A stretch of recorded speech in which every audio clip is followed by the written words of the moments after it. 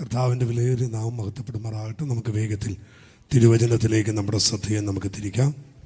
എബ്രായ ലേഖനം 11-ാം അധ്യായം അതിൻ്റെ 21-ാമത്തെ വാക്യം നമുക്ക് വേഗത്തിൽ വായിക്കണം. ഇന്ന് സൺഡേ സ്കൂളിൻ്റെ എക്സാം ഇതിന് ശേഷം നടക്കുകയാണ്. അതുകൊണ്ട് നമുക്ക് ഒട്ടും സമയം കളയാനില്ലാത്തതുകൊണ്ട് പ്രൈസ് ദി ലോർഡ് വളരെ പ്രാർത്ഥനയോടും ഏകാഗ്രതയോടും ദൈവാസയബോധത്തോടും കൂടെ നമുക്ക് തമ്പുരാൻ്റെ മുമ്പിലായിരിക്കാം. നിങ്ങളുടെ എല്ലാവരുടെയും പ്രാർത്ഥന എനിക്ക് ആവശ്യമാണ്. ദൈവത്തിന് സ്തോത്രം പറഞ്ഞേ, നല്ലൊരു സ്തോത്രം ചെയ്തേ.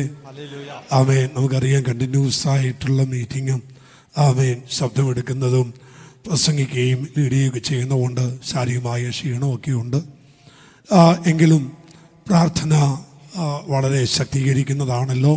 നിങ്ങളുടെ പ്രാർത്ഥനയാണ് ഓരോ ദിവസവും ഇങ്ങനെ നിൽക്കുന്നത്. Praise the lord. ആമേൻ. മൂന്നാം സ്വർഗത്തോളം എടുക്കപ്പെട്ടതായ പൗലോസ് ലീഗ നമ്മോട് പറയുന്നൊരു വാക്യമുണ്ട്, ഞാൻ വാ തുറക്കുമ്പോൾ എനിക്ക് വചനം ലഭിക്കേണ്ടതിന് നിങ്ങൾ എനിക്ക് വേണ്ടി എന്ത് ചെയ്യണം. അപ്പോൾ എത്ര ശക്തനാണെങ്കിലും കയറി നിൽക്കുമ്പോൾ എത്ര പ്രാർത്ഥിച്ചൊരുങ്ങി വന്നെന്ന് പറഞ്ഞാലും ജനം പ്രാർത്ഥിച്ചില്ലെങ്കിൽ ദൂത് കിട്ടത്തില്ല. ഹല്ലേലൂയ. അവർ 11 പേരുടെ കൂടെ നിന്നുകൊണ്ട് പത്രോസ് പ്രസംഗിച്ചപ്പോൾ ദൈവത്തിൻ്റെ അരുളപ്പാട് ലഭിച്ചു എന്നാണ്. അങ്ങനെയാണെങ്കിൽ പ്രാർത്ഥനയാണ് നമുക്ക് ശക്തമായ ദൂത് ലഭിക്കേണ്ടതിന് ദൈവം നമുക്ക് നൽകുന്ന ഏക ഉപാധി എന്ന് പറയുന്നത് പ്രാർത്ഥനയാണ്. ആമേൻ. സന്തോഷത്തോടെ ദൈവത്തിന് സ്തോത്രം ചെയ്യാൻ പറ്റുമോ? ആമേൻ. USA നിന്ന് പ്രിയ തോമസ് അങ്കിളുമൊക്കെ കാണാൻ ദൈവം കൃപ ചെയ്തു. കർത്താവ് കൊണ്ടുവന്നല്ലോ. പലയിടങ്ങളിൽ നിന്നും കടന്നു വന്നവരുണ്ട്. നിങ്ങളെല്ലാം ദൈവം അനുഗ്രഹിക്കട്ടെ. ഉപവാസത്തിൻ്റെ 14-ാമത്തെ ദിവസം ശക്തീകരിക്കുന്ന ദൈവത്തിന് സകലമാനവും മഹത്വവും അർപ്പിക്കുന്നു. ആമേൻ. വായിച്ച വാക്യത്തിലേക്ക് നമുക്ക് വരാം. എബ്രായ ലേഖനം 11-ാം അധ്യായം 21-ാമത്തെ വേദവാക്യമാണ്. വിശ്വാസത്താൽ യാക്കോബ് മരണകാലത്തിങ്കൽ യോസേഫിന്റെ മക്കളെ ഇരുവരെയും അനുഗ്രഹിക്കുകയും വിശ്വാസത്താൽ യാക്കോബ് ആമേൻ തൻ്റെ മരണകാലത്തിങ്കൽ യോസഫിൻ്റെ മക്കളെ ഇരുവരെയും അനുഗ്രഹിക്കുകയും തൻ്റെ വടിയുടെ അറ്റത്ത് ചാരിക്കൊണ്ട് നമസ്കരിക്കുകയും ചെയ്തു. തൻ്റെ വടിയുടെ അറ്റത്ത് ചാരിക്കൊണ്ട് നമസ്കരിക്കുകയും ചെയ്തു. എല്ലാവരും എന്ന് പറഞ്ഞേ, തൻ്റെ വടിയുടെ അറ്റത്ത് ചാരിക്കൊണ്ട് നമസ്കരിക്കുകയും ചെയ്തു. ഞാൻ ആദ്യമായിട്ടാണ് ഇങ്ങനെ ഈ ഒരു വാക്യത്തിൽ നിന്ന് ഇന്ന് പ്രസംഗിക്കുന്നത്. ആമേൻ. ഇതിനു മുമ്പ് ഇങ്ങനെ ഒരു വാക്യം എടുത്ത് ഞാൻ പറഞ്ഞിട്ടില്ല, ആദ്യമായിട്ടാണ്. അതുകൊണ്ട് തന്നെ നിങ്ങൾ പ്രാർത്ഥനയോടും ശ്രദ്ധയോടും കൂടെ ഇരിക്കുക. നമുക്കറിയാം, എബ്രായ ലേഖനം 11-ാം അധ്യായം വിശ്വാസ വീരന്മാരുടെ പട്ടികയാണ്. ഏകദേശം 33-34 അധികം വരുന്ന ദൈവഭക്തന്മാരുടെ അബ്രഹാം തുടങ്ങിയുള്ള ചരിത്രം ആരംഭിച്ച് അവൻ പുതിയ നിയമത്തിലെ ആരംഭത്തിലെ വിശ്വാസ വീരന്മാരുടെ പട്ടിക എടുത്തു പറയുന്ന അധ്യായമാണ് 11-ാം അധ്യായം. അപ്പോൾ തന്നെ 12-ാം അധ്യായം സാക്ഷികളുടെ ഇത്ര വലിയ സമൂഹം നമുക്ക് ചുറ്റും നിൽക്കുന്നത് കൊണ്ട് ആമേൻ ഭാരവും പാവവും വിട്ട് നമുക്ക് മുമ്പിൽ വെച്ചിരിക്കുന്ന ഓട്ടം സ്ഥിരതയോടെ ഓടണമെന്ന് ആമേൻ എബ്രായ ലേഖന കർത്താവ് പറയുന്നു. 11-ാം അധ്യായത്തിനകത്ത് അനവധി വിശ്വാസ വീരന്മാരുടെ ചരിത്രം പറഞ്ഞു വരുമ്പോൾ നമ്മൾ ശ്രദ്ധിക്കപ്പെടാതെ കിടക്കുന്ന, നമുക്കറിയാം, നമ്മുടെ ആദിമ പിതാക്കന്മാരായ അബ്രഹാം, ഇസ്ഹാക്ക്, യാക്കോബ്. അങ്ങനെയാണെങ്കിൽ ആമേൻ ത്രിമൂർത്തികൾ എന്നറിയപ്പെടുന്ന വിശ്വാസ ആമേൻ പിതാക്കന്മാരുടെ 3 പേരുകൾ ദൈവം പഴയ നിയമത്തിൽ ഇറങ്ങി വന്നിടത്തെല്ലാം ആമേൻ ഈ 3 പേരുകളിലാണ് ഇറങ്ങി വന്നത്. പുതിയ നിയമത്തിൽ തന്നെ പഴയ നിയമത്തിൽ മോശയുടെ അടുക്കൽ വരുമ്പോൾ ദൈവം പറയുന്നു, എടാ മോശെ, ഞാൻ ആരാന്നറിയാമോ? ഞാൻ അബ്രഹാമിൻ്റെയും ഇസ്ഹാക്കിൻ്റെയും യാക്കോബിൻ്റെയും ദൈവമാണ്. ദൈവത്തെ പരിചയപ്പെടുത്തുവാൻ ദൈവമെടുത്ത 3 വ്യക്തിത്വങ്ങൾ ഈ പിതാക്കന്മാരായിരുന്നു. കുറച്ചുകൂടി പുതിയ നിയമ സത്യത്തിലേക്ക് വരുമ്പോൾ ദൈവം അബ്രഹാമിൻ്റെയും ഇസ്ഹാക്കിൻ്റെ ദൈവമെന്നോ അവൻ യേശു കർത്താവ് പറയുന്നില്ല. പകരം അവൻ കൂനിയായ സ്ത്രീയെ സൗഖ്യമാക്കിയിട്ട് അവൻ കാട്ടത്തി മണ്ടേ കയറിയ സക്കായി വിളിച്ച് താഴെ ഇറക്കിയിട്ട് യേശു പറയുന്ന 2 വാക്യങ്ങൾ, 2 സ്റ്റേറ്റ്മെന്റുകൾ നിങ്ങൾ ശ്രദ്ധിക്കണം. രണ്ടിടത്തും പറയുന്ന ഒരേ സ്റ്റേറ്റ്മെന്റ് ആണ്. ഇവരും അബ്രഹാമിന്റെ സന്തതി ആകയാൽ, ഇവരും അബ്രഹാമിന്റെ മകളാകയാൽ ഇവളുടെ ബന്ധനം അഴിക്കേണ്ടതല്ലയോ ഇവനും അബ്രഹാമിന്റെ മകനാകയാൽ ഈ കുടുംബത്തിന് രക്ഷ വരുത്തേണ്ടതല്ലയോ? അങ്ങനെയാണെങ്കിൽ എന്തുകൊണ്ട് പുതിയ നിയമത്തിൽ വന്നപ്പോൾ അബ്രഹാം, ഇസ്ഹാക്ക്, യാക്കോബ് എന്ന് പറഞ്ഞില്ല? ഇതിന്റെ മൂന്നിന്റെയും പൂർത്തീകരണത്തിൽ പഴയ നിയമത്തിൽ അവർ വിളിച്ചിറക്കിയ സർവശക്തനായ ദൈവം, യാകുന്ന ദൈവം, അഡോണയായ ദൈവം, യാകുന്ന ദൈവം, അവൻ ജഡവതാരമെടുത്ത് ദേഹരൂപത്തിലായി വേഷത്തിൽ മനുഷ്യനായി വിളങ്ങിയത് കൊണ്ട് അവൻ ഈ മൂന്ന് പേരുകൾ പറഞ്ഞില്ല. അവൻ തന്നെ വെളിപ്പെടുത്തിയിട്ട് പറയുന്നു, അബ്രഹാമിന്റെ സന്തതികൾക്ക് വിടുതൽ ആവശ്യമാണല്ലോ. ദൈവത്തെ ഒന്ന് സ്തുതിക്കാമോ? ഇനി പറഞ്ഞു വരാം, നമ്മുടെ വിഷയം അതല്ല. ഇങ്ങനെ പറഞ്ഞു വരുന്ന കൂട്ടത്തിൽ 21 വാക്യത്തിൽ വരുമ്പോൾ ദൈവം പറയുന്നത്, യാക്കോബ് തന്റെ മരണസമയത്ത് വടിയിൽ ചാരി നിന്നുകൊണ്ട് തന്റെ ജോസഫിന്റെ രണ്ട് മക്കളെ അനുഗ്രഹിച്ചു. ദൈവമക്കളെ, കഴിഞ്ഞ ഉപവാസത്തിന്റെ 3-ാമത്തെ ദിവസം കോട്ടയത്തിൽ നിന്ന് കടന്നു വന്ന മോൻസി പാസ്റ്റർ ഇവിടെ വൈകിട്ടത്തെ സെക്ഷനിൽ വടിയെക്കുറിച്ച് പ്രസംഗിച്ചു. ഞാനും ഇന്ന് വടിയെക്കുറിച്ച് പ്രസംഗിക്കുന്ന, നിങ്ങൾ വടി പോലെ ഇരിക്കരുത്, സ്വോത്രം പറഞ്ഞുകൊണ്ടിരിക്കുന്നു. ആമേൻ, ഹല്ലേലൂയ. ചിലത് പ്രസംഗിക്കുന്നത് അതുപോലെ ആകുമെന്നാണ് പറയുന്നത്. അതുകൊണ്ട് എൻ്റെ മെസ്സേജ് വടിയാണെങ്കിലും നിങ്ങൾ വടി പോലെ ഇരിക്കരുത്. നിങ്ങൾ സ്തോത്രത്തോടെ ജാഗരിച്ചുകൊണ്ടിരിക്കണം. നല്ലൊരു ആമേൻ എന്ന് പറഞ്ഞേ. അപ്പോ ഈ പഴയ നിയമത്തിലെ വടി എന്ന് പറയുന്ന ഈ സബ്ജക്റ്റ് വളരെ ആഴമാണല്ലേ. മോശയുടെ വടിയെക്കുറിച്ച് ബൈബിൾ പറയുന്നുണ്ട്. എന്നാൽ പഴയ നിയമത്തിൽ എല്ലാവരുടെയും കയ്യിൽ തന്നെ വടിയുണ്ട് അല്ലേ. ഏലിയാവിന്റെ കയ്യിൽ വടി ഉണ്ടായിരുന്നു. നിങ്ങൾ കണ്ടിട്ടുണ്ടോ ഏലിയാവിന്റെ കയ്യിലെ വടി? ഏലിയാവിന്റെ കയ്യിൽ എന്നും ഒരു വടി ഉണ്ടായിരുന്നു. ആ വടി പ്രയോജനപ്പെട്ടത് എപ്പോഴാണെന്നറിയാമോ? സുനേങ്കാരത്തിയുടെ മകൻ മരണശയ്യയിലായിരിക്കുമ്പോൾ ഗേഹസിയെ വിളിച്ചിട്ട് പറയുന്നു, അല്ലയോ ശിഷ്യനായ ഗേഹസിയെ, അങ്ങ് പോയിട്ട് ഈ വടി മരിച്ച കുഞ്ഞിന്റെ മേൽ കൊണ്ടുപോയി വെക്കണം, അപ്പോൾ അവൻ എഴുന്നേറ്റ് കൊള്ളും. ഗേഹസി വന്നിട്ട് അവൻ പ്രവാചകന്റെ കയ്യിലെ വടി വാങ്ങിച്ചു കൊണ്ടുവന്ന് മരിച്ചു കിടക്കുന്ന കുഞ്ഞിന്റെ മേൽ വെച്ചു. വടി വെച്ചിട്ടും കുഞ്ഞനങ്ങിയില്ലേ. കുഞ്ഞു വടി പോലെ അങ്ങ് കിടന്നു. നേരെ ചെന്ന് പ്രവാചകനോട് പറഞ്ഞു, അല്ലയോ പ്രവാചകനെ, വടി വെച്ചിട്ടും കുച്ചൻ എഴുന്നേറ്റില്ല. അങ്ങനെ വടി മാറ്റി വെച്ചിട്ട് ഏലിയാവ് വന്നിട്ട് മാളികമുറി കിടക്കുന്ന ആ കട്ടിലെ കിടക്കുന്ന കുഞ്ഞിന്റെ മണ്ടയിലോട്ട് കയറി കിടന്നു. തന്റെ വായ കുഞ്ഞിന്റെ വായുടെ നേരും, തന്റെ കരങ്ങൾ കുഞ്ഞിന്റെ കൈയുടെ മേലും, തന്റെ ഹൃദയം കുഞ്ഞിന്റെ ഹൃദയത്തിന്റെ നേരം വെച്ചു. അങ്ങനെ ഒരു പ്രാവശ്യം കിടന്നു, കുഞ്ഞിന് അനക്കമില്ല. 2-ാം പ്രാവശ്യം കിടന്നു, അനക്കമില്ല. 3-ാം പ്രാവശ്യം കിടന്നിട്ടും എഴുന്നേറ്റപ്പോൾ കുഞ്ഞിന്റെ മേൽ ജീവൻ മടങ്ങി വന്നു.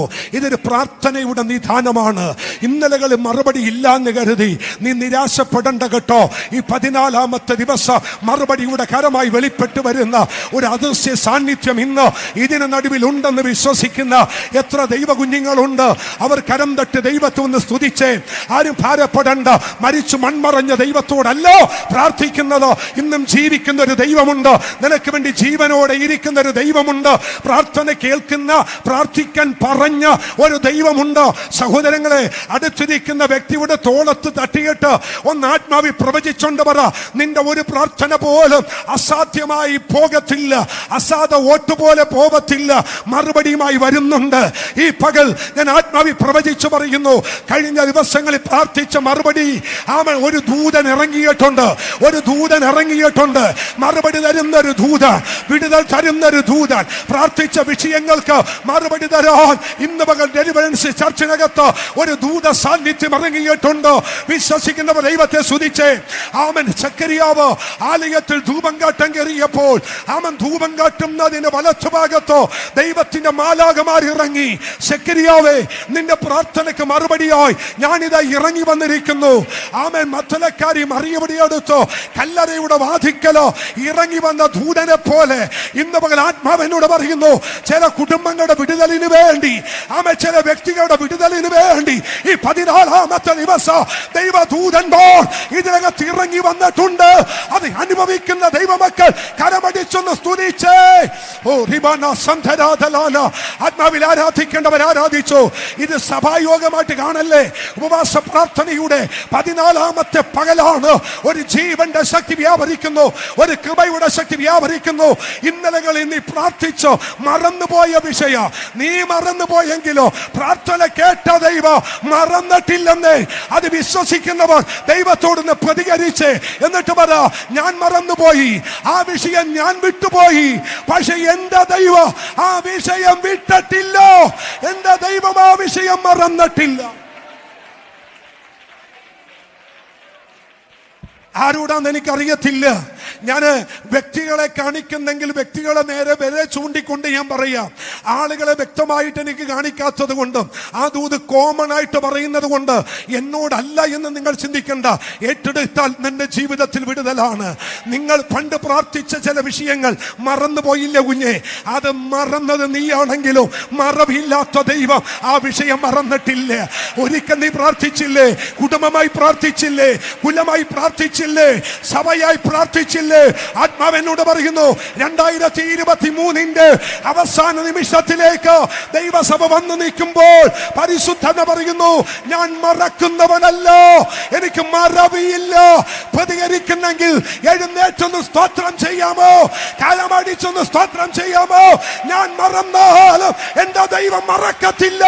നിന്റെ കുടുംബത്തിൽ, നിന്റെ കുഞ്ഞിന് വേണ്ടി, നിന്റെ കുടുംബത്തിന് വേണ്ടി, നിന്റെ തലമുറയ്ക്ക് വേണ്ടി, നിന്റെ സഭയ്ക്ക് വേണ്ടി പ്രാർത്ഥിച്ച ചില വിഷയങ്ങൾ ദൈവം എഴുന്നേറ്റിരിക്കുകയോ.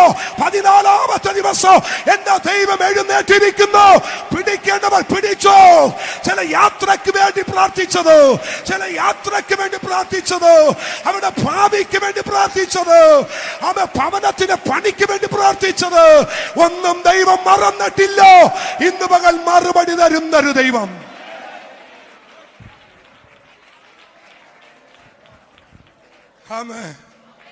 സ്വത്രം. പണ്ടൊരിക്കൽ ഒരു പാട്ടുകാരൻ, ഒരു ഭക്തൻ പാടിയ പാട്ട് എന്റെ ഓർമ്മയിൽ വരുന്നു. അന്ധകാരത്താൽ എല്ലാ കണ്ണും മങ്ങുമ്പോൾ മങ്ങിടാത്തൊരു കണ്ണ് എനിക്ക് സ്വർഗത്തിലുണ്ട്. അറിയല്ലേ? അവൻ ആ പാട്ടിങ്ങനെയാണ്, പഴയ പാട്ടാണ് കേട്ടോ.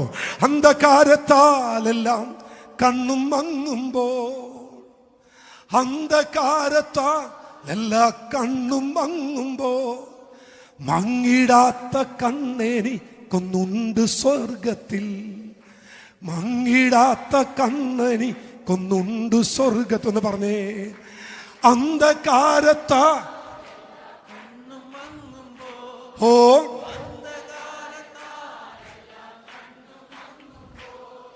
മങ്ങിടാത്ത കണ്ണെനിക്കൊന്നുണ്ട് സ്വർഗത്തിൽ, മങ്ങിടാത്ത കണ്ണെനിക്കൊന്നുണ്ട് സ്വർഗത്തിൽ. ഒരു നല്ല ഹല്ലേലൂയ പറ. Praise the lord. Amen, amen. മെൽബിനെ കുറച്ച് ദിവസത്തേക്ക് അവൻ ഇങ്ങോട്ട് തട്ടിയിട്ടുണ്ട്. അവൻ ആ ക്യാബിനകത്ത് വരുമ്പോൾ പെട്ടെന്ന് സംഭവം കിട്ടും. അത് സ്വത്രം, ദൈവം അനുഗ്രഹിക്കട്ടെ അവനെ. ഓക്കെ അവൻ. അപ്പം നമുക്ക് തിരിച്ചു വരാം. അപ്പൊ പ്രാർത്ഥന കേൾക്കുന്നൊരു ദൈവം. വടി കൊണ്ടുപോയി വെച്ചു, കൊച്ചെഴുന്നേറ്റില്ല. പക്ഷേ ഏലിയാവ് പ്രാർത്ഥിച്ചു. ഒരു കാര്യം നിങ്ങൾ ഓർക്കണം, നിങ്ങൾ ഏത് വിഷയത്തിന് വേണ്ടിയാണോ പ്രാർത്ഥിക്കുന്നത് ആ പ്രാർത്ഥന വിഷയത്തോട് നിങ്ങൾ ഇഴുകിച്ചേരുമ്പോൾ മരിച്ചതാണേലും അത് പുറത്തു വരും. മരിച്ചതാണേലും അത് പുറത്തു വരും. യേശുവിന്റെ അധികാരമുള്ള നാമത്തിൽ ഒരധികാരം ദൈവം എന്റെ മേൽ കൽപ്പിക്കുന്നു, ഒരഥോറിറ്റി ദൈവം എന്നെ കൽപ്പിക്കുന്നു. അതുകൊണ്ട് പരിശുദ്ധൻ പറയുന്നു, മുടങ്ങിക്കിടക്കുന്ന ചില പ്രാർത്ഥന വിഷയങ്ങൾ, മുടങ്ങിപ്പോയ ചില പ്രാർത്ഥനയുടെ മറുപടികൾ, തടസ്സമായി എന്ന് പറഞ്ഞ ചിലത്, ലഭിക്കത്തില്ലെന്ന് പറഞ്ഞ ചിലത് നിന്റെ കരങ്ങളിൽ വരാൻ പോകുന്നു. ആമേൻ പറയേണ്ടവർ ആമേൻ പറ. യേശുവിന്റെ അധികാരമുള്ള നാമത്തിൽ അഭിഷിക്തന്മാരെ, മാതാപിതാക്കളെ, നിങ്ങളോട് ഇന്നത്തെ ദൂത്, അത് വരില്ല എന്ന് നീ വിധി എഴുതിയത് മതി. അത് വരുമെന്ന് പറ, അത് നിശ്ചയമെന്ന് പറ, ഞാൻ പ്രാപിക്കുമെന്ന് പറ, ഞാനത് എന്റെ കൈ വരുമെന്ന് പറ, ഞാനത് ഏറ്റെടുക്കുമെന്ന് പറ.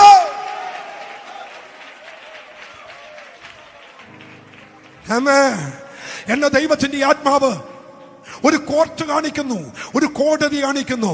ആ കോടതി എന്ന ദൈവം കാണിക്കുന്നു. ആ കോടതിയുടെ അന്തരീക്ഷം ദൈവം കാണിക്കുന്നു. അവൻ കുറെ പേപ്പറുകൾ കെട്ടിവെച്ചിരിക്കുന്നു. നിനക്ക് വേണ്ടി ചില പേപ്പർ കെട്ടുകൾ ദൈവം പൊട്ടിക്കും. അതാണ് സേഖേലെ രബന. ആരോന്ന് എനിക്കറിയത്തില്ല. ഒരുപക്ഷെ ലൈവിലൂടെ കാണുന്നവരായിരിക്കാം, ഒരുപക്ഷെ ഇവിടെ ഇരിക്കുന്നവരായിരിക്കാം. അധികാര കുരുക്കിൽ പെട്ടുപോയ ചില കെട്ടുകൾ ദൈവം ഇന്ന് പകൽ പൊട്ടിക്കും. ഈ 14ാം ദിവസം പൊട്ടിക്കും. അതിനുവേണ്ടി ഒരു സ്പെഷ്യൽ ദൂതൻ ഇന്ന് പകൽ ഇതിന്റെ നടുവിൽ ഇറങ്ങിയിട്ടുണ്ട്. വിശ്വസിക്കുന്നവർക്കായി ഞാൻ എന്റെ ദൈവത്തെ വാഴ്ത്തുന്നു. Thank you Jesus name. പരിശുദ്ധാത്മാവെ അങ്ങേക്ക് ഞങ്ങൾ നന്ദി പറയുന്നു. പരിശുദ്ധാത്മാവെ ഞങ്ങൾ അങ്ങേക്ക് നന്ദി പറയുന്നു. ദൈവമക്കളെ, ഞാൻ വേഗത്തിൽ തിരിച്ചു വരട്ടെ. ആമേൻ. മോശയുടെ വടിയുണ്ട്, ഏലിയാവിന്റെ വടിയുണ്ട്. ദാണ്ട് ഇവിടെ ഒരു കാര്യം കാണുന്നു. ആമേൻ, സ്തോത്രം. യാക്കോബ് എന്ന് പറയുന്ന ആ ദൈവ മനുഷ്യനുണ്ടല്ലോ, ജോസഫിന്റെ മക്കളെ മിസ്രയീമിൽ വെച്ച് അനുഗ്രഹിക്കുന്നത് തന്റെ വടിയിൽ ചാരിക്കൊണ്ടാണ്. തന്റെ വടിയിൽ ചാരിക്കൊണ്ടാണ്. ഞാൻ ഇങ്ങനെ പറയുക, ഒരു വടി അവിടെ ഇരിക്കുകയാണ് കേട്ടോ. തന്റെ കയ്യിൽ ഒരു വടിയുണ്ട്. ആ വടിയിൽ അറ്റത്ത് ചാരിക്കൊണ്ട്, ആ വടിയുടെ അറ്റത്ത്, ആ വാക്യം നിങ്ങൾ ശ്രദ്ധിച്ചിട്ടുണ്ടോ? വടിയുടെ നടുവിൽ ചാരിക്കൊണ്ടല്ല, വടിയുടെ അറ്റത്ത് ചാരി എന്ന് വെച്ചാൽ അതിന്റെ ഏറ്റവും മേലെ അറ്റത്ത് ചാരിക്കൊണ്ട് നിന്ന് യാക്കോബ് തന്റെ മക്കളെ അനുഗ്രഹിച്ചു. അങ്ങനെയാണെങ്കിൽ യാക്കോബ് ചാരി നിന്ന് അനുഗ്രഹിച്ച ഈ വടി ഏതാണ്? പാമ്പിനെ തല്ലിക്കൊല്ലാൻ, പട്ടിയെ തല്ലിക്കൊല്ലാൻ വേണ്ടി എടുത്തൊരു വടിയല്ല ഈ വടി. ഈ വടിക്കൊരു പ്രത്യേകതയുണ്ട്. ഇത് അംശവടിയല്ല, ഇത് പാരമ്പര്യമായി നമ്മുടെ മേൽ വന്നു വീണൊരു വടിയല്ല. ഈ വടി എന്താണെന്ന് നിങ്ങൾ അറിയണം. ആമൻ. പഴയ നിയമത്തിൽ പഴയ നിയമത്തിൽ യഹൂദന്മാരുടെ ചരിത്രം പഠിച്ചു നോക്കുമ്പോൾ വലിയ വലിയ കുടുംബത്തിലെ ലീഡേഴ്സായി നിൽക്കുന്ന, തലവന്മാരായി നിൽക്കുന്ന അവരുടെ കയ്യിൽ അവരുടെ പാരമ്പര്യമായി വന്നു വീഴുന്ന ഒരു വടിയുണ്ട്. കയ്യിൽ മാറി വരുന്ന ഒരു വടിയുണ്ട്. എന്തിനാ ഈ വടി എന്നറിയണ്ടേ? ഈ വടിക്ക് ഏകദേശം 8 അടി ഹൈറ്റ് കാണും. 8 അടി ഹൈറ്റ്. ഈ വടി മറ്റു ഒരു മരത്തിന്റെയും വടിയല്ല, ബദാം കൊമ്പാണ്. ബദാം കൊമ്പാണ്. ബദാം കൊമ്പിൽ വെട്ടിയെടുത്ത 8 അടി ഹൈറ്റുള്ള ഒരു വടി. 8 അടി നീളം കാണും ആ വടിക്ക്. എന്തിനാണ് ഈ വടി അവർ ഉപയോഗിക്കുന്നത് വെച്ചാൽ, ഇന്ന് നമുക്കെല്ലാവർക്കും ഡോക്യുമെന്റ് നോട്ട്സ് നമ്മുടെ കയ്യിലുണ്ട് അല്ലേ? 5 സെന്റോ 4 സെന്റോ 2 സെന്റോ 16 സെന്റോ 1 ഏക്കറോ ആകട്ടെ, ആ സ്ഥലത്തിന്റെ എല്ലാം ഡോക്യുമെന്റ് നമ്മുടെ കയ്യിലുണ്ട്. നമ്മുടെ അലമാരിക്കകത്ത് അതിന്റെ ആധാരങ്ങളുണ്ട്. ഒരു വണ്ടി മേടിച്ചാൽ അതിന്റെ RC ബുക്ക് നമ്മുടെ കയ്യിലുണ്ട് അല്ലേ? അന്ന് അതൊന്നുമില്ല. എനിക്കുള്ള വസ്തുക്കളുടെ എല്ലാ വിവരണവും എഴുതി വെക്കാൻ അവരുപയോഗിച്ച വടിയെന്ന് പറയുന്നത് 8 അടി ഉയരമുള്ള ബദാം കൊമ്പിൽ നിന്നും വെട്ടിയെടുത്ത ഈ അധികാരത്തിന്റെ വടിയാണ്. ഈ വടി അവരെടുത്ത് ഇതിന്റെ തോൽ ഉരിഞ്ഞു കളഞ്ഞ് ഇതിന്റെ അറ്റം മുതൽ ചില പ്രവചന ശബ്ദങ്ങൾ എഴുതി വെക്കും. എന്താണ് എഴുതി വെക്കുന്നത്? എന്നോടുള്ള ദൈവത്തിന്റെ നിയമങ്ങൾ ആ വടിക്കകത്ത് എഴുതി വെക്കും. എന്നോടും എൻ്റെ കുടുംബത്തോടുള്ള ദൈവത്തിന്റെ വാഗ്ദത്തങ്ങൾ ആ വടിക്കകത്ത് എഴുതി വെക്കും. എനിക്ക് ഈ വടി കൈമാറിയ പിതാക്കന്മാർ തന്നിൽ ദൈവത്തിൽ നിന്നും പ്രാപിച്ച ചില വാഗ്ദത്ത വചനങ്ങൾ ഈ വടിക്കകത്ത് എഴുതി വെക്കും. എന്തിന്? എൻ്റെ അപ്പൻ എവിടെയൊക്കെ സ്ഥലമുണ്ടെന്നും അപ്പൻ എവിടെയൊക്കെ നന്മയുണ്ടെന്നും എനിക്കറിയത്തില്ല. എന്നാൽ കൈമാറി കിട്ടിയ ഈ വടിക്കകത്ത് എൻ്റെ അപ്പൻ എവിടെയൊക്കെ നന്മയുണ്ടെന്ന് തിരിച്ചറിയാൻ പിതാക്കന്മാർ കൈമാറുന്ന വടിയാണ് യാക്കോബിന്റെ കയ്യിലിരിക്കുന്ന വടി. ഒരു സ്വതന്ത്രം പറഞ്ഞേ ഇല്ല. ഇന്ന് ഈ ദൂത പറഞ്ഞ് അവസാനിപ്പിക്കുന്നതിന് മുമ്പ് അക്ഷരാർത്ഥത്തിൽ ഇന്ന് ചില വിടുതലുകൾ ഇവിടെ സംഭവിച്ചിരിക്കും. ഞാൻ അതുപോലെ ഒരു സാന്നിധ്യം ഇന്ന് പകൽ ഇവിടെ അനുഭവിക്കുന്നുണ്ട്. അതുകൊണ്ട് വിളിച്ചു പറയുന്നു, ഈ വടിയുടെ മറ്റൊരു പ്രത്യേകത എന്താണെന്നറിയാമോ? മോനെ, എൻ്റെ അപ്പൻ എവിടെയൊക്കെ വസ്തുക്കൾ ഉണ്ടായിരുന്നു, എൻ്റെ അപ്പൻ എവിടെയെല്ലാം നന്മയുണ്ടായിരുന്നു, ഇതെല്ലാം ഡോക്യുമെന്റ് ആയിട്ട് എഴുതി വെച്ചിരിക്കുന്നത് ഈ വടിയിലാണ്. അതുകൊണ്ട് ഈ വടി ഒരിക്കലും ഇവർ കൈമാറാത്തത്. ഇനി അപ്പൻ മരിക്കുന്നതിന് തൊട്ട് മുമ്പ്, ഈ വടി കൈമാറുന്നതിന് മുമ്പ് ആ പിതാക്കന്മാർ ചെയ്യുന്നൊരു പ്രവണതയുണ്ട്. അതുകൂടി കേട്ടേക്കണം. മരിക്കുന്നതിന് തൊട്ട് മുമ്പ് ഇടത് കൈയിൽ വടി കൈ പിടിച്ചിട്ട് വലത് കൈ കൊണ്ട് വീട്ടിലെ മൂത്ത മകനെ അങ്ങ് അനുഗ്രഹിക്കും. ആരെ അനുഗ്രഹിക്കും? മൂത്ത മകനെ, ആദ്യജാതനെ അങ്ങ് അനുഗ്രഹിക്കും. ഇടത് കൈയിൽ വടി പിടിച്ച് വലത് കൈ കൊണ്ട് അവനെ അനുഗ്രഹിക്കും. അനുഗ്രഹിച്ചിട്ട് ജ്യേഷ്ഠാവകാശത്തിന്റെ സകല അനുഗ്രഹങ്ങളും ഇവന്റെ മേൽ പകർന്നിട്ട് അപ്പൻ പറയും, മോനെ, എനിക്കുള്ള സകല വസ്തുക്കളുടെയും നന്മകൾ എന്തെല്ലാം ദൈവം എന്നോട് പറഞ്ഞത്, നിന്റെ അമ്മയോട് പറഞ്ഞത്, പ്രമാണത്തിൽ പറഞ്ഞത് എല്ലാം ഈ വടിക്കകത്തുണ്ട്, നീ ഇത് സൂക്ഷിച്ചോ. അങ്ങനെ മകന് അപ്പൻ ഇടത് കൈ കൊണ്ട് വലത് കൈ കൊണ്ട് അനുഗ്രഹിച്ചിട്ട് ഇടത് കൈ കൊണ്ട് ഈ കയ്യിലെ വടി അപ്പൻ മകന് കൈമാറും. മകന്റെ പരിപാടി എന്നാന്നറിയാമോ? ഈ വടി കൊണ്ട് വീട്ടിലോട്ട് പോയിട്ട് അവൻ അതിൻ്റെ അറ്റം മുതൽ സൂക്ഷ്മമായി പഠിക്കാൻ തുടങ്ങും. എൻ്റെ അപ്പൻ എവിടെയൊക്കെ സ്ഥലമുണ്ട്, അപ്പൻ എവിടെയൊക്കെയാണ് വീടുള്ളത്, അപ്പൻ എത്ര ഭാര്യമാരുണ്ടായിരുന്നു, അവർക്ക് എത്ര മക്കളുണ്ടായിരുന്നു, ഇതെല്ലാം എഴുതി വെച്ചിരിക്കുന്നത് ഈ വടിയുടെ കീഴിലാണ്. ഒരു സ്വതന്ത്രം പറഞ്ഞേ. അങ്ങനെ അബ്രഹാം പിതാവ് മകനിലേക്കൊരു വടി കൈമാറി. ആരാ മകൻ എന്ന് പറയുന്നത്? ഇസഹാക്കാണ് മകൻ. മകന്റെ കയ്യിൽ അപ്പനായ അബ്രഹാമിന്റെ വടി കിട്ടി. എന്തിനാ ഈ വടി കൊടുത്തെന്നറിയാമോ? മോറിയയുടെ മലയിൽ നിന്നും യാഗം കഴിഞ്ഞ് ഇറങ്ങുന്ന ഇസഹാക്കും അബ്രഹാമും ഇറങ്ങി വരുമ്പോൾ രണ്ടുപേരും രണ്ടിടത്തോട്ടാ പോയത്. എന്ന് വെച്ചാൽ അബ്രഹാം ബേർശേബയിൽ ദാസന്മാരുടെ കൂടെ പോയി. എന്നാൽ മകനായി ഇസഹാക്കാകട്ടെ മൽക്കീസദേക്ക് എന്ന് പറയുന്ന അന്നത്തെ മതപണ്ഡിതനായ പുരോഹിതനായ ആ പുരോഹിതനെ വിട്ട് തിരുവചനം പഠിക്കാൻ ഗ്രന്ഥശാലയിലേക്ക് പോയി. പിന്നെ കാണുന്നത് സാറായുടെ മരണശേഷമാണ്. ഇത് സാറായുടെ മരണശേഷം ഇസഹാക്കിന്റെ കയ്യിൽ വടി കിട്ടി. സൂക്ഷ്മമായി പഠിക്കാൻ തുടങ്ങി. എൻ്റെ അപ്പൻ എവിടെയൊക്കെ സമ്പത്തുണ്ട്, എവിടെയൊക്കെ നന്മയുണ്ട്. അങ്ങനെ പഠിച്ചു വന്നപ്പോഴാ ഇസഹാക്കിന്റെ കണ്ണിൽ ഒരു കാഴ്ചപ്പെട്ടു. ആ വടിക്കകത്ത് എഴുതിയിട്ടുണ്ട്, ഗരാരിൽ ഞാൻ കുറെ കിണർ കുഴിച്ചിട്ടുണ്ടായിരുന്നു, കുറെ കിണർ കുഴിച്ചിട്ടുണ്ടായിരുന്നു. വടിക്കകത്ത് എഴുതി വെച്ചിരിക്കുക, ഗരാരിൽ ഞാൻ കുറെ കിണർ കുഴിച്ചായിരുന്നു. വടിയിൽ എഴുതിയ വാക്ക് വായിച്ചും കൊണ്ട് ഇസഹാക്ക് നേരെ ഗരാരി ചെന്നപ്പോ ആ കിണർ നിന്നിടത്തെല്ലാം പയറ് നട്ടേക്കുക. ഒരു സ്വത്രം പറഞ്ഞേ, കിണർ നിന്നിടത്തെല്ലാം ചീര നട്ടേക്കുക. അവൻ വടിക്കകത്തെ ആ എഴുത്ത് സൂക്ഷ്മമായി പഠിച്ചിട്ട് അവൻ ഇസഹാക്ക് പറഞ്ഞു, എൻ്റെ അപ്പന്റെ കിണറാ ഇവിടെ കിടക്കുന്നത്, അതിനും നിയമം എഴുതി വെച്ചിരിക്കുക. അത് പിടിച്ചു വെച്ച ഫെലിസ്ത്യനെ ഞാൻ രണ്ടാമത് കുടിക്കാൻ പോകുക. ചില നിയമങ്ങളും ഉപദേശങ്ങളും വാക്തത്വങ്ങളും കിട്ടിയ ദൈവ പൈതലേ, കഴിഞ്ഞ കാലങ്ങളിൽ നീ അനുഭവിക്കേണ്ട ചില നന്മകൾ, നീ ഏറ്റെടുക്കേണ്ട ചില നന്മകൾ, നീ പ്രാപിക്കേണ്ട ചില നന്മകൾ പിശാച് മണ്ണിട്ട് മൂടിയെങ്കിൽ 14-ാമത്തെ ദിവസം എത്ര പേർ അഭിഷേകത്തോടെ എഴുന്നേക്കോ, എത്ര പേർ ശക്തിയോടെ എഴുന്നേക്കോ. ആരാധിക്കേണ്ടവർ തീയോടെ ആരാധിക്കുന്നവർ ആത്മാവിന്റെ ശക്തിയോടെ ആരാധിക്ക്. കരമടിക്കണോ, ശക്തിയോടെ അടിക്കണോ, അന്യഭാഷ പറയണമോ, ശക്തമായി അന്യഭാഷ പറയണോ. ഒരു ആത്മാവിന്റെ ശുശ്രൂഷ ഇവിടെ നടക്കുമ്പോൾ ആരും കാണികളായി നിൽക്കരുത്. കാഴ്ചക്കാരെ വേണ്ട, പ്രാപിക്കുന്നവരെ മതി. ഇവിടെ വേണ്ടത് കാഴ്ചക്കാരെ അല്ല, ഇവിടെ പ്രാപിക്കുന്നവര് മതി. ഹോ ഹോ ഹോ ഹോ ഹുഡാനബാല സന്ധരാദലാന അൽക്കനാദലാന. പറഞ്ഞു നിൽക്കാൻ സമയമില്ല കേട്ടോ. അതുകൊണ്ടാണ് ഞാനൊരു അല്പം വേഗത്തിലൊന്ന് പോകുന്നത്. ശ്രദ്ധിച്ചേക്കണം കേട്ടോ ദൈവമക്കളെ. അവനോട് ഈ വാക്യം നമ്മുടെ അകത്ത് നിന്ന് കത്തേണ്ട വാക്യമാണ്. എന്നാണെന്നറിയാമോ, എൻ്റെ അപ്പനുണ്ടായ ചില കിണറുണ്ടല്ലോ, ആ കിണർ പിതാക്കന്മാർക്ക് അവകാശമായി കിട്ടിയ ചില കിണർ, അത് പിശാചും മണ്ണിട്ട് മൂടിയിരിക്കുക. ഇസ്ഹാക്കിന് മനസ്സിലായി എൻ്റെ അപ്പന്റെ പ്രമാണത്തിലുള്ളതായത്.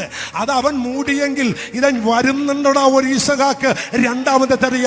ഞാൻ ഇന്ന് ഡെലിവൻസ് ചർച്ചിലെ ദൈവമക്കളോട് ചോദിക്കുക, ഈ പട്ടണത്തിൽ ദൈവം നമുക്ക് വേണ്ടി മാറ്റിവെച്ച ചില കിണറുകളുണ്ട്.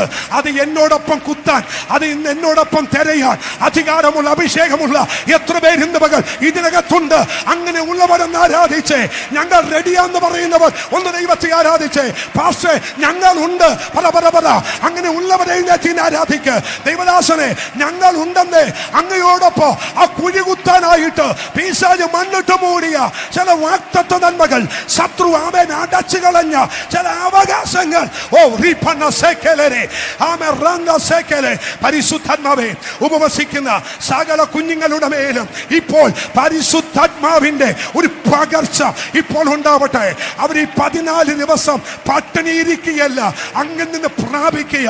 അവരുടെ ശരീരത്തിന്റെ മേൽ, അവരുടെ ദേഹത്തിന്റെ മേൽ ഒരു ബലം ദൈവം കൽപ്പിക്കണമേ. ഇപ്പോൾ തന്നെ പരിശുദ്ധാത്മാവിന്റെ ഇരട്ടി ഫലം അവിടെ മേൽ ഇറങ്ങി വരട്ടെ.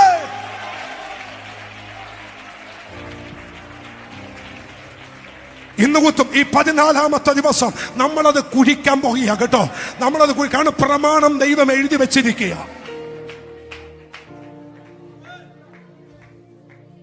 സ്തോത്രം സ്തോത്രം, പ്രൈസ് ദി ലോർഡ്. ഇനി ഒന്ന് ശ്രദ്ധിച്ചേ, ഇസഹാക്കിന്റെ കയ്യിലാണ് ഈ വടിയിരിക്കുന്നത് കേട്ടോ. ഇസ്ഹാക്കിന്റെ കയ്യിൽ ഈ വടിയുണ്ട്. ഒന്ന് നോക്കിക്കോ മക്കളെ, ഈ വടി ഇപ്പോൾ ആരുടെ കൈ വന്നെന്നറിയാമോ? യാക്കോബിന്റെ കയ്യിൽ ആ വടി വന്നേ. ആരുടെ കൈ വന്നു? എല്ലാരും പറഞ്ഞേ, യാക്കോബിന്റെ കയ്യിൽ. വടി ആർക്കേ കൊടുക്കാവൂ? ആദ്യജാതനെ കൊടുക്കാവൂ.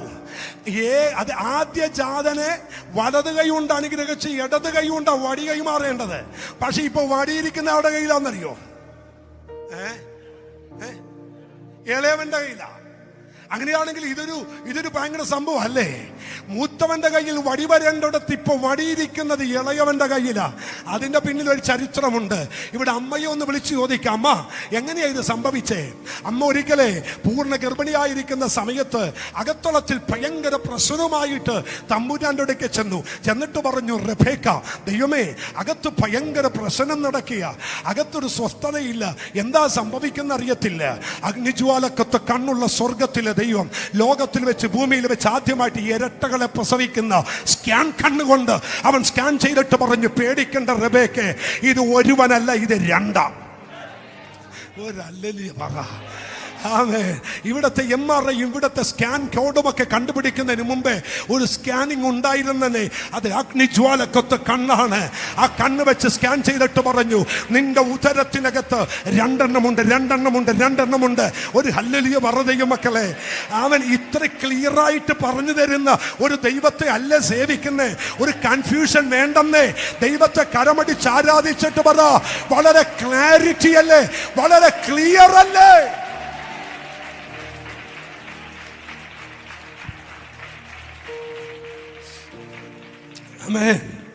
എന്നിട്ട് അടുത്തൊരു ദൂത് മക്കളെ ശ്രദ്ധിച്ചേ. ഈ കുഞ്ഞുങ്ങളെല്ലാം വളരെ ശ്രദ്ധിച്ച് വചനത്തിന് മുമ്പിൽ ഇരിക്കുന്നത് കാണുമ്പോൾ തന്നെ ഒരു ഭയങ്കര സന്തോഷമാണ്. ഒന്ന് ശ്രദ്ധിച്ചേ. ഈ കർത്താവ് ഈ റെബേക്കയോട് പറയുക, മോളെ, 2 കുഞ്ഞുങ്ങൾ 2 ജാതി നിന്റെ ഉദരത്തിലുണ്ട്. പക്ഷെ ഒരു ദൂത് കൂടി കേട്ടോ, മൂത്തവൻ ഇളയവനെ സേവിക്കും. മൂത്തവൻ ഇളയവനെ സേവിക്കും. ദൂത് പബ്ലിക്കിലാ കേട്ടെ, മൂത്തവൻ ഇളയവനെ സേവിക്കും. ഈ പിശാചെന്ന് പറയുന്നതേ നമ്മൾ ചിന്തിക്കുമ്പോ ഉണ്ടാകുന്നതല്ല, പറയുമ്പോ കയറി പിടിക്കുന്നതാ. അവിടെ സ്വത്രം പറഞ്ഞത് അവന് നമ്മുടെ ഭാഷ നമ്മുടെ ലൂസിഫർ, അവന് പിടുത്തം കിട്ടി. ഒരുത്തൻ സ്തോത്രം കേറി വരും, മറ്റവനെ സേവിക്കും. ഇതെ കയറി അങ്ങ് പിശാച് പിടിച്ചിട്ട് പറഞ്ഞു കൊള്ളാം. അപ്പൊ മൂത്തവൻ പോക്ക, രണ്ടാമത്തവൻ കേറും. അങ്ങനെയാണ് മൂത്തവനെ ഞാനങ്ങ് എടുത്തു. ഒരു സ്വതന്ത്രം പറഞ്ഞു, മൂത്തവനെ പിശാച് അങ്ങ് കയ്യിലോട്ടെടുത്തു. അവനെ വേട്ടക്കാരനും നമ്മുടെ ഭാഷ പറഞ്ഞ ജഡീകത്തിന് പ്രതീകമായി മാറ്റി നിർത്തി ഏശാവിനെ, മറ്റവനെ കൂടാരവാസിയുമാക്കി. ഒരാമൻ പറഞ്ഞു. വാഗ്ദത്തം ഉദരത്തിൽ കേട്ട നിമിഷം മുതൽ യുദ്ധം പുറത്തല്ല ആരംഭിച്ചത്, യുദ്ധം അകത്താരംഭിച്ചു. മക്കളെ, വേണ പിടിച്ചോ. നീ വാഗ്ദത്തം കേൾക്കാൻ തുടങ്ങിയ നിമിഷം മുതൽ നിന്റെ അകത്തൊരു യുദ്ധം നടക്കുക. ജഡീക ശക്തിയും വാഗ്ദത്ത ശക്തിയും തമ്മിൽ, ജഡീക സന്തതിയും വാഗ്ദത്ത സന്തതിയും തമ്മിൽ ഒരു യുദ്ധം അകത്ത് നടക്കുക. ഒരു ദൂത് ഞാൻ പറയാ, ഒരിക്കലും ജഡത്തിന്റെ ശക്തി നിന്നെ ജയിക്കത്തില്ല. ആമേൻ പറ. ജഡത്തിന്റെ ശക്തി നിന്നെ ജയിക്കത്തില്ല. വാഗ്ദത്തം ജയിച്ച് പുറത്തു വരും യേശുവിന്റെ നാമത്തിൽ, കർത്താവായ യേശു ക്രിസ്തുവിന്റെ അധികാരമുള്ള നാമത്തിൽ. അതുകൊണ്ട് ആ ദൂത് പറയുന്നത്, ജഡത്തിന്റെ ശക്തി നിന്നെ ജയിക്കത്തില്ല, ജഡീക വ്യാകുലകൾ നിന്നെ ജയിക്കത്തില്ല, ഏശാവ് നിന്നെ ജയിക്കത്തില്ല.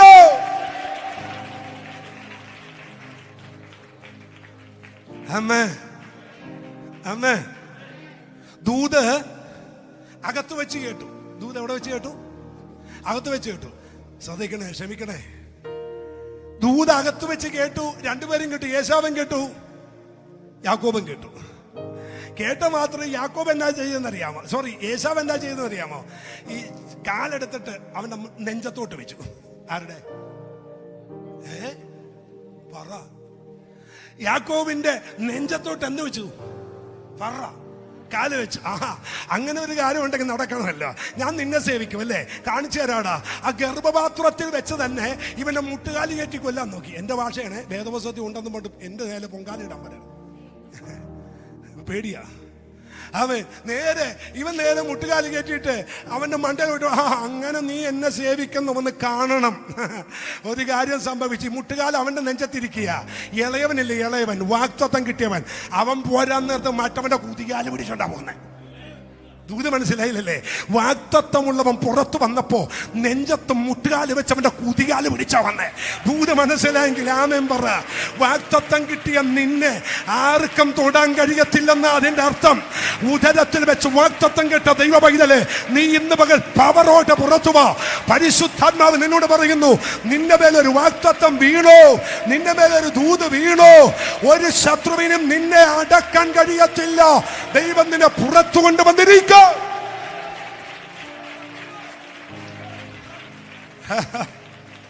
ആമേൻ, ആമേൻ. യാക്കോബ് എന്ന വാക്കിന്റെ അർത്ഥം എന്നാ? ഉപായി. നമ്മളത് കേട്ടുപോയൊരു വാക്കാ. യാക്കോബിന്റെ അർത്ഥം ഉപായി എന്നാണോ?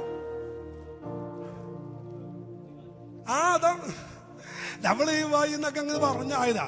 യാക്കോബ് എന്ന അർത്ഥം, യഥാർത്ഥ അർത്ഥം കിടക്കുന്ന എവിടെയാ? കുതികാല് പിടിച്ചവൻ. ആരുടെ? ശരീക സന്തതിയുടെ, ചേട്ടന്റെ, എന്റെ വാക്തത്വത്തിന് മണ്ടയിലോട്ട് കാല് വെച്ച് കയറിയവന്റെ കുതികാല് പിടിച്ച് പുറത്തു വന്നവനെ യാക്കോബ്. അങ്ങനെ പിടിച്ച് കയറാൻ കഴിവുള്ള ചിലത് ഡെലിവറൻസ് ചർച്ചിനകത്തുനിന്ന് ഈ 14-ാമത്തെ ദിവസം പുറത്തു വരുന്നു എന്ന് ഞാൻ ആത്മാവി പ്രവചിച്ചു പറയുന്നു. വിശ്വാസമുള്ളവർ ഏറ്റെടുത്തോ, ആ ദൂതനോട് പ്രതികരിച്ചോ?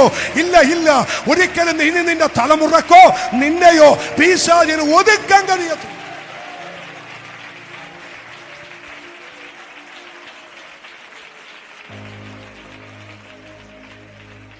ഓക്കെ, അപ്പൊ അത്രയും ഭാഗം നിങ്ങൾക്ക് ക്ലിയർ ആയോ മക്കളെ? ഒരു സ്വതന്ത്രം പറഞ്ഞേ. അപ്പൊ ഒന്ന്, ഇവന്റെ കയ്യിൽ വടി വരാനുള്ള കാര്യം ഒരു വാക്തത്വം കിടപ്പുണ്ട്, ഒരു പ്രവചനം കിടപ്പുണ്ട്. ആ പ്രവചന ബേസില ഈ വടി വന്നേ. ഇനി 2, ആ പ്രവചനം ഉണ്ടെങ്കിലും നാട്ടുനടപ്പനുസരിച്ചും തമ്പുരാന്റെ ജ്യേഷ്ഠാവകാശത്തിന് നിയമം വെച്ചും വടി കയ്യിൽ വരണമെങ്കിൽ ജ്യേഷ്ഠനായിരിക്കണം. ജ്യേഷ്ഠാവകാശം നേരെ ഏശാവിലേക്ക് എങ്ങനെ വന്നു, യാക്കോബിലേക്ക് എങ്ങനെ വന്നു പറയാം. ഈ യാക്കോബ് കൂടാരവാസിയും മറ്റവൻ പട്ടണവാസിയുമാ. അവൻ വീട്ടിൽ നിന്ന് ആഹാരം കഴിക്കുന്ന വളരെ കുറവാണ്. അവൻ ഈ ബർഗറും മന്തിയൊക്കെ അടിച്ചിങ്ങനെ പുറത്ത് നടക്കും. മറ്റവനാണെങ്കിൽ വീട്ടിലെ കഞ്ഞിയും പറുമൊക്കെ അടിച്ച് നടക്കും. ഒരു സ്വതന്ത്രം പറഞ്ഞു. ഇപ്പൊ മനസ്സിലായെങ്കിൽ ഒരു ആമേൻ പറഞ്ഞു. നമുക്കിപ്പോ യാക്കോബിന്റെ കാലം പറഞ്ഞിട്ട് വല്ല കാര്യമുണ്ടോ? ഇപ്പൊ പറഞ്ഞാലല്ലേ കുറച്ചുകൂടി സിമ്പിളായിട്ട് മനസ്സിലാകൂ. എന്ന് വെച്ചാല് ഈ കൂടാരവാസിയായ യാക്കോബ് ഉണ്ടല്ലോ, അമ്മയുടെ സാരിത്തുമ്പേ പിടിച്ച് നടക്കുക. നമുക്കറിയാം ഈ അമ്മയുമായിട്ട് ബന്ധമുള്ള ചില പിള്ളേരെ അടുക്കള പണി പഠിച്ചവരായിരിക്കും, അല്ലേ? ഈ അമ്മയുടെ പുറകെ ഇങ്ങനെ സാരി തുമ്പയിലും തുണിത്തുമ്പയിലും ഒക്കെ പിടിച്ചു നടക്കുന്ന ചില പിള്ളേർ ഞാൻ കണ്ടിട്ടുണ്ട്. അവരെല്ലാം നന്നായിട്ട് കുക്ക് ചെയ്യും. ഈ ഗൾഫിലൊക്കെ ചെന്ന് കഴിയുമ്പോൾ ഭാര്യമാരൊക്കെ ജോലിക്ക് പോയിക്കുമ്പോൾ അവിടുത്തെ ചില സഹോദരന്മാരൊക്കെ അടിപൊളി ചിക്കൻ കറിയും മീൻ കറിയൊക്കെ വെക്കും. അപ്പൊ ഞാൻ ചോദിക്കുന്നത് എങ്ങനെ പഠിച്ചു? അമ്മ പഠിപ്പിച്ചാന്ന് പറയും. ഒരു സഹോദരൻ പറഞ്ഞു. അങ്ങനെ അമ്മ പഠിപ്പിച്ച കൂട്ടത്തിൽ എന്നോ ഒരു ഓണത്തിന്റെ അന്ന് പായസം വെക്കാൻ പുള്ളിയും പഠിച്ചു. എന്ത് വായിച്ചോ ചോദിച്ചേ? എന്ത് വായിച്ചു വെച്ചേ? പറയരുത്, ആ മൈക്കിലൂടെ ഒന്ന് പറഞ്ഞു. ആ ചുവന്ന പായസം വെക്കണ ഇച്ചിരി പുളിക്കും. ഇതിനകത്ത് ഇരിക്കുന്ന എത്ര സഹോദരിമാർക്ക് നല്ല ചുവന്ന പായസം വെക്കാൻ അറിയാം? വെക്കും. സുനാമി വന്നതുപോലെ അല്ലേ അമ്മച്ചി? ഈ വെള്ളപ്പായസം ആർക്കാ വെക്കാൻ പറ്റാത്ത? മറ്റേ 2 കവർ മേടിച്ച് പൊട്ടിച്ച് ഇച്ചിരി ക്രിസ്മസും കശുവണ്ടിയും ഇതും കൂടി ഇട്ട് കുറച്ച് തേങ്ങാപ്പാലും കൂടി ഇട്ട് അതങ്ങ് പൊട്ടിച്ചിട്ട പായസമായി. അതാർക്കാ വെക്കാൻ പറ്റും? അത് ഇൻസിഡന്റ് പായസമാണ്. പക്ഷെ ചുവന്ന പായസം വെക്കണമെങ്കിലേ കൂട്ടാൻ പഠിക്കണം. ഒരു സ്വതന്ത്രം എന്ന് പറഞ്ഞു അതിന്റെ ചേരുവ പഠിക്കണം, അല്ലേ? അത് ചുമ്മാ ഉണ്ടാക്കാൻ ഒക്കത്തില്ല. ഞാൻ പലയിടത്തും പോയി ചുവന്ന പായസം കുടിച്ചിട്ടുണ്ട്. എനിക്ക് ഇഷ്ടമാണ്. എനിക്ക് ബിരിയാണിയേക്കാൾ ഇഷ്ടം സദ്യയാ. ഓ സ്വതന്ത്രം, പോരാട്ടം കയറി അങ്ങ് അട്ടിക്കും. പായസം അങ്ങ് ഇലക്കകത്ത് ഒഴിച്ചു കഴിഞ്ഞാൽ പപ്പടം അങ്ങ് പൊടിച്ചിട്ടാൽ ഒഴുകരുത്. ഒരു കൊഴുമ്പ് പരുവത്തിൽ ഇങ്ങനെ ഒഴുകി നിൽക്കണം. അതാണ്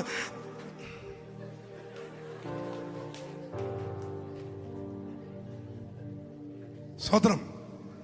ഇപ്പൊ ഉണ്ടാക്കുന്ന പല പായസങ്ങളും വെച്ച് കഴിഞ്ഞാൽ പായസം ഇടുന്നതിന് മുമ്പ് നമ്മൾ ഇലക്ക് ഒരു വട്ടം വെച്ച് കൊടുക്കും. ഇല ഇങ്ങനെ ചുരുട്ടിപ്പിടിക്കും. എന്നാന്നറിയാമോ? ഇത് ഒഴുകിപ്പോകാതിരിക്കാനാ. പക്ഷെ ഞാൻ ഈ മനുഷ്യനോട് സല്യൂട്ട് ചെയ്യുക. എന്നാന്നറിയാമോ? ഈ മനുഷ്യൻ ചുവന്ന പായസം ഉണ്ടാക്കി. ഒരു അല്ലലി എന്ന് പറഞ്ഞു. ഇപ്പൊ ആരും അതിനകത്തും തീരുമാനമെടുക്കുന്ന ചാത്താലും കുഴപ്പമില്ല, പായസം ഉണ്ടാക്കിയിട്ടുള്ള കാര്യം. ഉണ്ടാക്കി കുട്ടിക്ക്. എന്തായാലും ഈ പുള്ളി അങ്ങ് ചുവന്ന പായസം ഉണ്ടാക്കി. അടിപൊളി. അന്ന് നോക്കിക്കേ, ഏശാവ് വേട്ടയും കഴിഞ്ഞ് വന്നപ്പോ അച്ചാമ്മ ഈ പുള്ളി ഇരുന്നുകൊണ്ട് അടപ്പത്തിരുന്ന് ഇങ്ങനെ നല്ല പോലെ കുറുക്കി കശുവണ്ടിയും കിസ്മസും ഇതൊക്കെ ഇട്ട് ഇങ്ങനെ നല്ല പരുവത്തിലാക്കിക്കൊണ്ടിരിക്കുമ്പോ അച്ഛൻ്റെ വായിൽ നിന്ന് വെള്ളം വന്നു. പുള്ളിയുടെ ചോദിച്ചു, മോനേടാ എന്തോ ഇച്ചിരി പായസം തരുവോടാ, നീ എന്റെ പൊന്നനിയനല്ലേടാ. മൂത്തവൻ ഇളയവനെ വാക്തത്വം യാക്കോബിന്റെ അകത്ത് തിളക്കാൻ തുടങ്ങി. യാക്കോബ് പറഞ്ഞു, ഞാൻ തരാന്നേ. ഒരു പാത്രം ചേട്ടനെടുത്തോണ്ട് വാ. പാത്രം എടുത്തോണ്ട് യാക്കോബിന്റെ മുമ്പിൽ വന്ന് ഇങ്ങനെ വെള്ളം മൂറി നിൽക്കുന്ന അവൻ ഏശാവിന്റെ മുഖത്ത് നോക്കിയിട്ട് അനിയന്റെ ഒരൊറ്റ ഡയലോഗ്, പായസം വിളമ്പാൻ വരട്ടെ.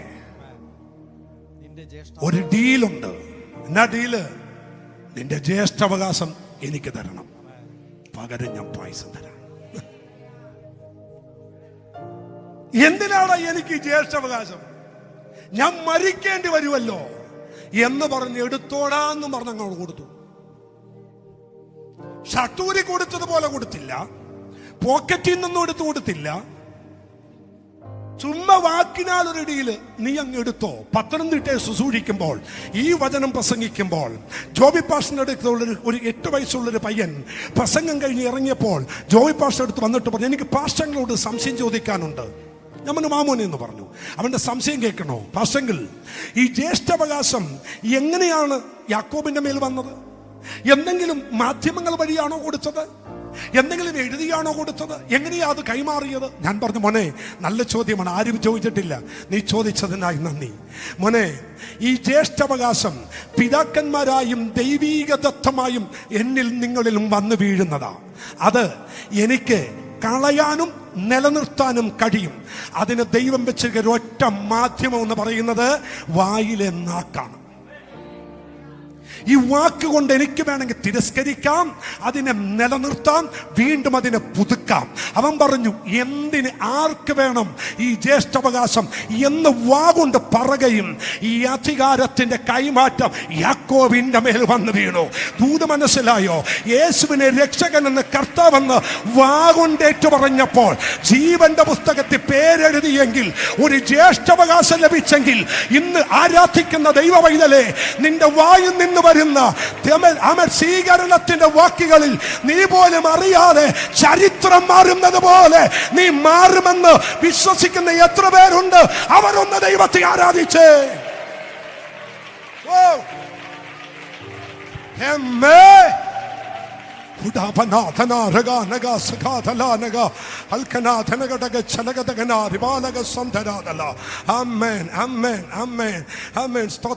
എന്റെ പേര് എവിടെയെങ്കിലും ഒരു ഫോമിനകത്ത് എന്റെ പേരെഴുതി ഒപ്പുവെക്കണമെന്ന് എന്നോട് എപ്പോഴെങ്കിലും എവിടെയെങ്കിലും പറഞ്ഞാൽ, എനിക്കൊരു കൂട്ടുകാരനുണ്ട് ഇവിടെ ഇരിക്കുന്ന, അവൻ ജോലിക്കറിയാം. അവന്റെ പേര് ഞങ്ങളുടെ വീടിന്റെ തൊട്ടടുത്ത നെൽസൺ എന്ന് പറയും. അവൻ അത്യാവശ്യം 10 വരെ പീഡിഗിരി പഠിച്ചിട്ടുണ്ട് അല്ലേ? നെൽസൺ പീഡിഗിരി പഠിച്ചതാ. ഞാൻ എവിടെയെങ്കിലും ഒരു ഓഫീസിൽ പോകണമെങ്കിൽ നെൽസനെ കൊണ്ട് പോകത്തുള്ളൂ. എന്താണെന്നറിയാമോ? എൻ്റെ പേരെഴുതണം. പേരെഴുതിയിട്ട് എനിക്ക് ഒപ്പുവെക്കാൻ അറിയത്തില്ല. പകരം എൻ്റെ അപ്പച്ചൻ പറഞ്ഞിട്ടുണ്ട്, എടാ എഴുതി ഒപ്പുവെക്കാൻ പറ്റില്ലെങ്കിൽ എളുപ്പമാർഗത്തിൽ നമുക്ക് ഇടാൻ പറ്റിയൊരു ഒപ്പുണ്ട്. ഒരു കുരിശിട്ടിട്ട് ഒരു റൗണ്ട് ഇട്ടേക്കണം. ആരംഭകാലത്തിൽ എൻ്റെ ഒപ്പുണ്ടല്ലോ, ഒരു കുരിശും ഒരു റൗണ്ടുമായിരുന്നു. ഒരു സ്വതന്ത്രം പറഞ്ഞു. പക്ഷെ ഞാൻ ഇപ്പൊ ഇടുന്ന ഒപ്പ് നിങ്ങൾക്ക് കുത്തിയിരുന്ന് പഠിച്ച ഇടാനൊക്കത്തില്ല. അതിന് മണ്ടാക്കൂടി 1000 പ്രാവശ്യം ഇട്ടാൽ എൻ്റെ മക്കൾക്ക് പോലും ആ ഒപ്പിടാനൊക്കത്തില്ല. പക്ഷെ ഒരു റൗണ്ടും ഒരു കുരിശുമാണ് ഞാൻ ഇട്ടുകൊണ്ടിരുന്നേ. ഒരിക്കൽ ദൈവദാസൻ പ്രസംഗിച്ചുകൊണ്ടിരിക്കുമ്പോൾ പാഷ ഇങ്ങനെ പറഞ്ഞു, എടാ മോശയുടെ മേൽ ഒരു അഭിഷേകം വീണതുപോലെ നിന്റെ മേൽ വീണ്ടും ചാടിയങ്ങ് എഴുന്നേറ്റ് പാഷ അങ്ങ് കെട്ടിപ്പിടിച്ചിട്ട് പറഞ്ഞു, അത് എൻ്റെ മേൽ വരും പാഷേ. അത് അന്ന് പ്രതികരിച്ചതിന്റെ കാരണമാ ഇന്നിവിടെ നിൽക്കുന്നേ. ദൈവമക്കളെ, ഈ ദൂതനോട് പ്രതികരിക്കാൻ, വാ തുറന്ന് പ്രതികരിക്കാൻ നിങ്ങൾ തയ്യാറാണെങ്കിൽ ചരിത്രം ഈ ദൂത പറയുന്നേ. അത് ആരാന്ന് നോക്കണ്ട. ഏൽപ്പിച്ചോ. ജ്യേഷ്ഠാവകാശം നിലനിർത്താനും ജ്യേഷ്ഠാവകാശം പിടിച്ചു മേടിക്കാനും ജ്യേഷ്ഠാവകാശം എന്റെ മേൽ കൈമാറ്റം ചെയ്ത് എന്റെ മേൽ വരാനും ഇന്ന് പകൽ എനിക്ക് ദൈവം തന്ന ഒരു അതോറിറ്റി എന്ന് പറയുന്നത് എന്റെ വായിലെ വാക്കാണ്. യേശുവിന്റെ നാമത്തിൽ ഞാനത് സ്വീകരിക്കുന്നു. ഞാനത് സ്വീകരിക്കുന്നു. പറയാമോ? ഞാനത് സ്വീകരിക്കുന്നു. യേശുവിന്റെ നാമത്തിൽ ഞാൻ പ്രവചിച്ചു പറയുന്നു, ഈ ഉപവാസം കഴിയുമ്പോൾ ഇതിനകത്തുനിന്ന് ലോകവ്യാപകമായി യാത്ര ചെയ്യുന്ന അഭിഷിക്ത കുഞ്ഞുങ്ങൾ ഇതിനകത്ത് എഴുന്നേക്കാൻ പോകുക.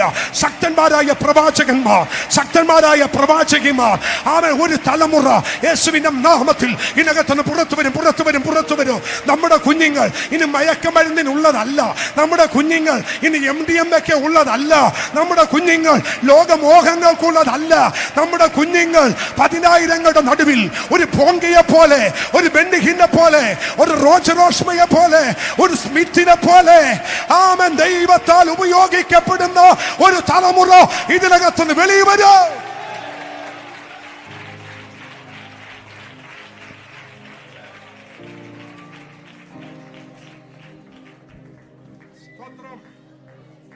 Praise Allah. ദൈവത്തിനും മഹത്വം, ദൈവത്തിനും മഹത്വം, ദൈവത്തിനും മഹത്വം. മക്കളെ, ചുമ്മാ പോലും ഒരു തമാശക്ക് പോലും നിന്റെ വായിൽ നിന്ന് ദൈവം തന്ന ഒരു നന്മയെ നിസാരവൽക്കരിക്കരുത്. ശുശ്രൂഷ ചെയ്യുന്ന അഭിഷിക്തന്മാരെ, ചുമ്മാ ഒരു വാക്ക് പോലും കർത്താവിന്റെ കൃപയാ രക്ഷിക്കപ്പെട്ട ദൈവമക്കളെ, ഇതൊരു വെറും വിശ്വാസമാ. ഇത് എന്തൊരു വിശ്വാസമാ. അവൻ എങ്ങനെയോ പെട്ടുപോയി. ഒരു വാക്ക് പറയരുത്. ഇതിന്റെ മണ്ടേ ചവിട്ടി നിന്ന് പറയണം, അവൻ ഈ കൃപയാലാ ഞാൻ വിടുവിക്കപ്പെട്ടത്. ഇവിടെ വന്നത് വെറുതെ അല്ലെന്ന് പറ. യേശുവിനെ കണ്ടത് വെറുതെ അല്ലെന്ന് പറ. യേശുവിനെ സ്വീകരിച്ചത് വെറുതെ അല്ലെന്ന് പറ. യേശുവിനെ ആരാധിക്കുന്നത് വെറുതെ അല്ലെന്ന് പറ. എനിക്കൊരു നിത്യത ഉണ്ടെന്ന് പറ. എനിക്കൊരു നിത്യ അവകാശം ദൈവം തരുമെന്ന് പറ. ഞാൻ ഇവിടെ മണ്ണോട് ചേർന്ന് പോയാലും എൻ്റെ ആത്മാവിനെ നിത്യതയിൽ കവർ ചെയ്യുന്ന ഒരു ദൈവം ഉണ്ടെന്ന് പറ.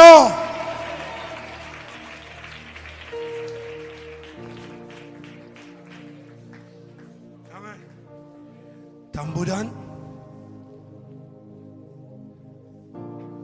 ആവോളം, മേരിയാൻ്റെ ആവോളം മന്ന കൊടുത്തില്ലേ?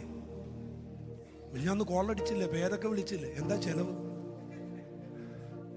യേശുവിൻ്റെ അമ്മ മറിയെന്നൊക്കെ പറഞ്ഞ് സന്തോഷമായി. മന്ന ആവോളം കൊടുത്തില്ലേ? കൊടുത്തോ ഇല്ലയോ മക്കളെ? മന്ന കൊടുത്ത നിമിത്തം ദൈവം സ്റ്റോപ്പ് ചെയ്യാനൊരു കാര്യമുണ്ട്. എന്നാന്നറിയോ? യോമാര് പറഞ്ഞു, ഈ വെറും മന്ന പറ എന്തിന്? കർത്താവ് പറഞ്ഞു, ഞാനേ ഈ മന്ന ഉണ്ടല്ലോ, ഇപ്പൊ ഇവിടെ നിന്നാൽ കണ്ണടച്ച് തുറക്കുന്നതിന് മുമ്പേ ഉഗാണ്ടയിലെത്തുന്ന ദൂതനില്ലേ, ദൂതന്റെ വേഗത അതാ. ഇപ്പൊ ഒരു ദൂതൻ ഇവിടെ ഇറങ്ങിയാൽ നമ്മൾ കണ്ണടച്ച് നോക്കുന്നതിന് മുമ്പ് ദൂതൻ എവിടെ എത്തും? ആ ദൂതന് കൊടുക്കുന്ന ഫുഡാ ഞാൻ നിങ്ങൾക്ക് തന്നെ. ആ ഫുഡ് തന്നിട്ട് നിങ്ങളത് വെറും മണ്ണ് എന്ന് പറഞ്ഞെങ്കിൽ നിന്നെയൊക്കെ ഞാൻ വിടത്തില്ലടാ. മന്നയെ തിരസ്കരിച്ചു. ഈ വചന ശുശ്രൂഷയെ തിരസ്കരിക്കരുത്. രണ്ട് കൈയും ചൂമ്പി ഏറ്റെടുക്കണം. ഒരു ഹല്ലേലൂയ പറ. സ്തോത്രം. ഞാൻ പണ്ടൊരു അപ്പച്ചന്റെ കാര്യം പറഞ്ഞു. ഒരു ജോർജു അപ്പച്ചൻ നമ്മുടെ തൊട്ടടുത്തുള്ളതാ. ഞാൻ പണ്ടൊരിക്കൽ പറഞ്ഞതാ. ആ അപ്പച്ചനെ അപ്പ വചന ശുശ്രൂഷ നടക്കുമ്പോഴും ഒരു കസേര എടുത്ത് മുമ്പിലോട്ട് ഇട്ടിട്ട് ആ കസേരയിൽ ഇങ്ങനെ കൈവെക്കും. എന്നിട്ട് ഈ വചന പ്രസംഗം തീരുന്ന ഒരു അപ്പച്ചൻ ഇങ്ങനെ ഇരുന്ന് പ്രസംഗം കേൾക്കും. അപ്പൊ ഞാൻ ചോദിച്ചു, അപ്പച്ചന് മടുപ്പില്ലേ, ക്ഷീണമില്ലേ? അപ്പച്ചൻ പറഞ്ഞു, മോനെ, വചനം ദൈവമല്ലടാ. ദൈവത്തെ കേൾക്കുമ്പോ കിടന്നല്ലോ കേൾക്കണ്ടേ, മുട്ടയിലിരുന്നല്ലേ കേൾക്കണ്ടേ. മന്ന ആ അപ്പച്ചന്റെ തലമുറ പട്ടണത്തിൽ ഇന്ന് കോടീശ്വരന്മാരാ. പേര് പറയണമെന്നുണ്ട്, അവർ ലൈവിലുണ്ട്. അതുകൊണ്ടാണ് വചനത്തെ അതിന്റെ മാർമിക സത്യങ്ങൾ മനസ്സിലാക്കി വചനത്തിന് ബഹുമാനം കൊടുത്ത് മാനിച്ച ഒരപ്പന്റെ മക്കളും ഉടഞ്ഞു പോവാൻ ദൈവം അനുവദിച്ചിട്ടില്ല. ഇന്ന് പ്രഭാതത്തിൽ ഞാനൊന്ന് ചോദിച്ചോട്ടെ, ഈ വചനത്തെ നിസാരവൽക്കരിക്കാതെ വചനത്തെ അതിൻ്റെ പ്രാഗൽഭ്യത്തോടെ, അതിന് മാധുര്യമയോടെ അതിനെ സ്വീകരിക്കുന്ന എത്ര ദൈവമക്കൾ ഇതിനു മുമ്പിലുണ്ട്. ഞാൻ നിങ്ങളുടെ കൈകൂപ്പിക്കൊണ്ട് പറയുന്നു, വേറെ എന്തിനെ നിങ്ങൾ തള്ളിയാലും വചനത്തെ തള്ളരുത്.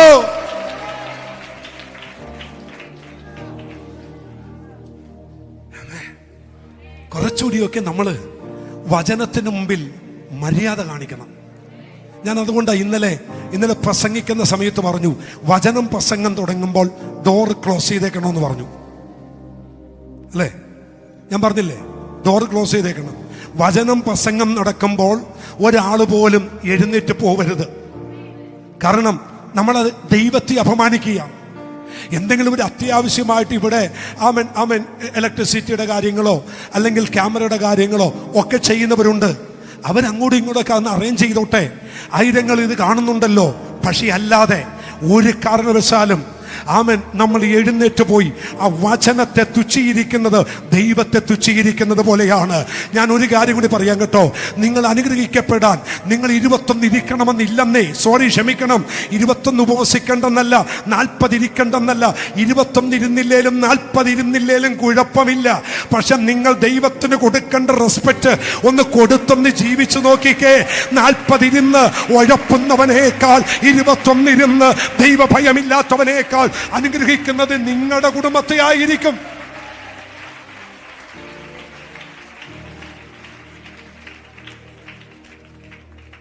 സ്തോത്രം. ഈ ചർച്ചിനകത്തുള്ള 80% ആളുകളും കാത്തലിക്കിൽ നിന്ന് വന്നവരാ അല്ലേ? ഞാൻ ചോദിച്ചു നോക്കട്ടെ, നമ്മുടെ എല്ലാം വീടുകളിൽ ഒരു വേദപുസ്തകം ഉണ്ടായിരുന്നില്ലേ അല്ലേ? നമ്മുടെ അപ്പച്ചന്മാർ ആ വേദപുസ്തകം എടുക്കുന്നത് നിങ്ങൾ കണ്ടിട്ടുണ്ടോ? കണ്ടിട്ടുണ്ടെങ്കിൽ മാത്രം ഒന്ന് കരമുയർത്തിക്കേ. നമ്മുടെ അപ്പച്ചന്മാർ ആ വേദപുസ്തകം നടയിലോ എവിടെയെങ്കിലുമൊക്കെ ആ വേദപുസ്തകം ഒരെണ്ണം ഉണ്ടാകുമല്ലോ. നമ്മുടെ അപ്പച്ചന്മാർ അമ്മച്ചിമാർ എപ്പോഴെങ്കിലും ആ വേദപുസ്തകം എടുക്കുന്നത് നിങ്ങൾ സ്റ്റൈൽ കണ്ടിട്ടുണ്ടോ? ഉണ്ടോ? എടുത്ത് മുത്തം കൊടുക്കാതെ ഉമ്മ കൊടുക്കാതെ തിരിച്ച ബൈബിൾ വെക്കുന്നത് നിങ്ങൾ കണ്ടിട്ടുണ്ടോ? ഉണ്ടോ ഇല്ലയോ?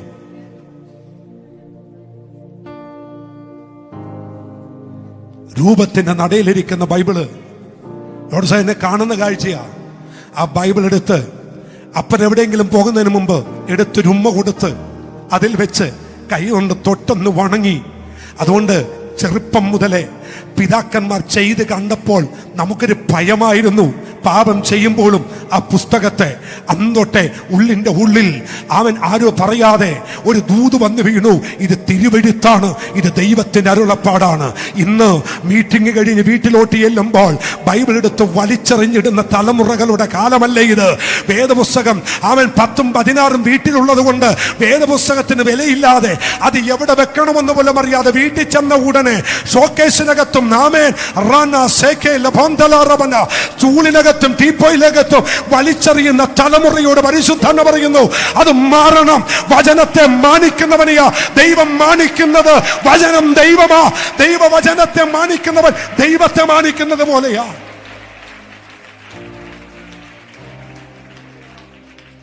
ആ പുസ്തകം ഒന്ന് കയ്യിലൊന്നെടുത്തേ. ആ പുസ്തകം ഒന്ന് കയ്യിലോട്ടെടുത്തേ.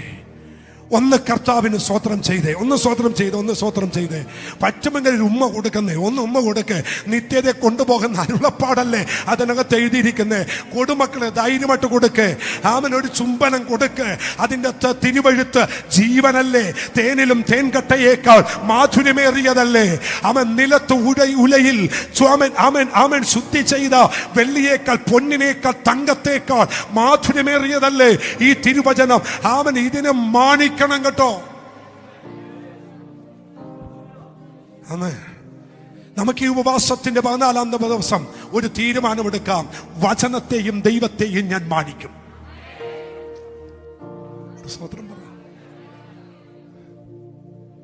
ഞാൻ അതിനോട് സ്തോത്രം ഒരു ആവശ്യമില്ലാത്ത രീതിയിലൊന്നും വ്യാഖ്യാനിക്കുന്നില്ല. ഒരു വീട്ടിൽ ചെന്നപ്പോൾ ഒരു ബൈബിളിന്റെ മുമ്പിൽ ബൈബിൾ മാത്രം വെച്ചിട്ട് അവർ ഷാഡോ ആയിട്ട് എന്ത് കൊടുത്തിട്ടുണ്ട്? ഒരു ലൈറ്റ് കൊടുത്തു. എൻ്റെ കൂടെയുള്ള ഒരു പുള്ളി പറഞ്ഞു ഇതൊന്നും ശരിയല്ല. ഞാൻ പറഞ്ഞു മിണ്ടിയേക്കരുത്. എന്നോട് ചോദിച്ചാൽ എന്നാ? എടോ, ഞാൻ ഈ ചർച്ച് പണിതപ്പോ ആദ്യം ചെയ്ത എന്നാന്നറിയാമോ? ബൈബിൾ സൊസൈറ്റിയുടെ 100-ാം വർഷത്തിന്റെ വാർഷികം നടക്കിയ ബൈബിൾ സൊസൈറ്റിയുടെ 100-ാമത്തെ വർഷം. ആ 100 വർഷത്തെ വാർഷികത്തിൽ അവര് ബൈബിൾ സൊസൈറ്റിക്കാര് 50 ബൈബിൾ അടിച്ചു.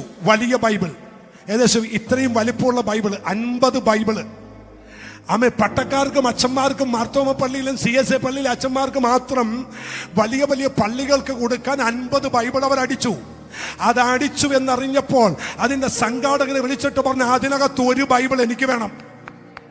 എന്നോട് എന്തിനാ? എന്റെ ആലയത്തിന്റെ വാതിക്കൽ വെക്കാനാ. ദാദാ അവിടെ ഇരിക്കുന്നേ. ആ ബൈബിള് കൊണ്ടൊന്ന് ജോയിച്ചേട്ടനോട് തേക്കിൻകാല് വെച്ച് തേക്കിൽ ഒരു സ്റ്റാൻഡ് പണിത് അത് പോളിഷ് ചെയ്ത് ആ ബൈബിൾ അവിടെ വെച്ചിരിക്കുന്നത് എന്തിനാണെന്നറിയാമോ?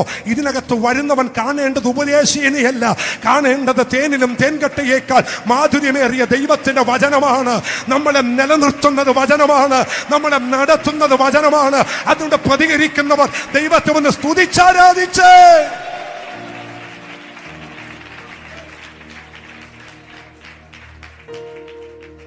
Thank you, Jesus. Thank you, Lord. തിരിച്ചു വരാല്ലേ?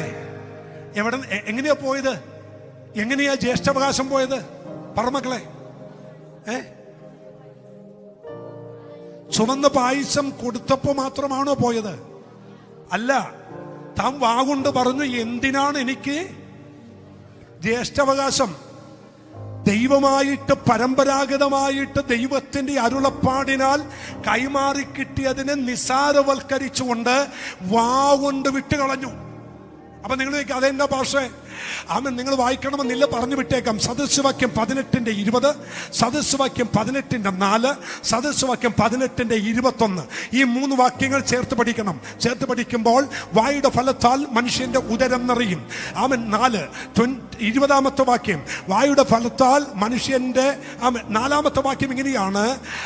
മനുഷ്യന്റെ വായിലെ വാക്ക് ജ്ഞാനമുള്ള ആഴമുള്ള വെള്ളം.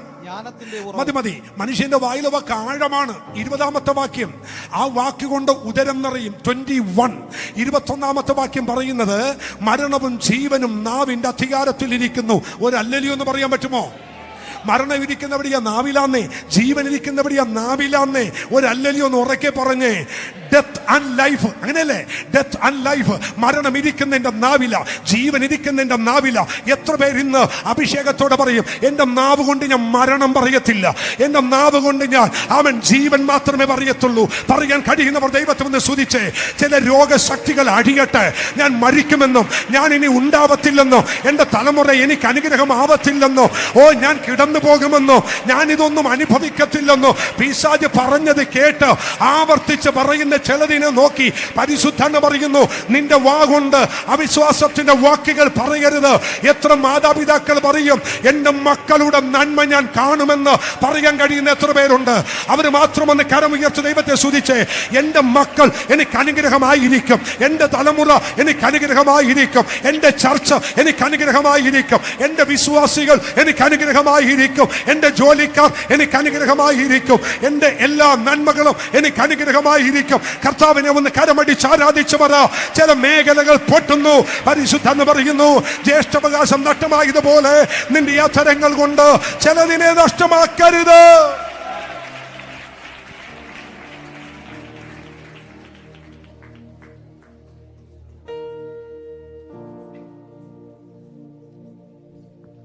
ആമേൻ, ആമേൻ.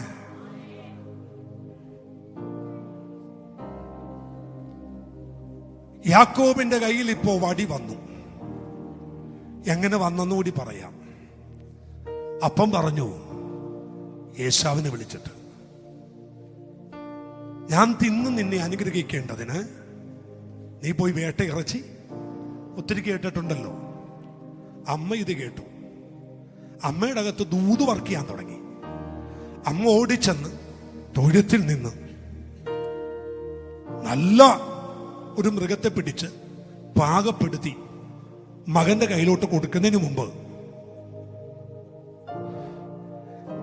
ഏശാവിന്റെ ബെഡ്റൂമിൽ കയറി ഏശാവിന്റെ ഒരു കോട്ടും എടുത്ത് ഏശാവ് സിനിമടിക്കുന്ന പെർഫ്യൂം എടുത്ത് അമ്മ അടുപ്പിച്ചു. രണ്ടുപേർക്കും 2 ബ്രാൻഡാണ്.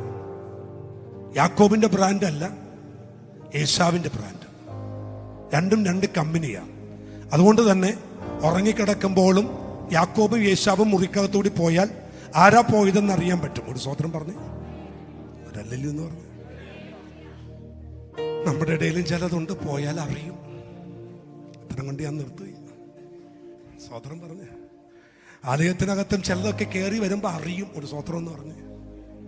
ആമേ.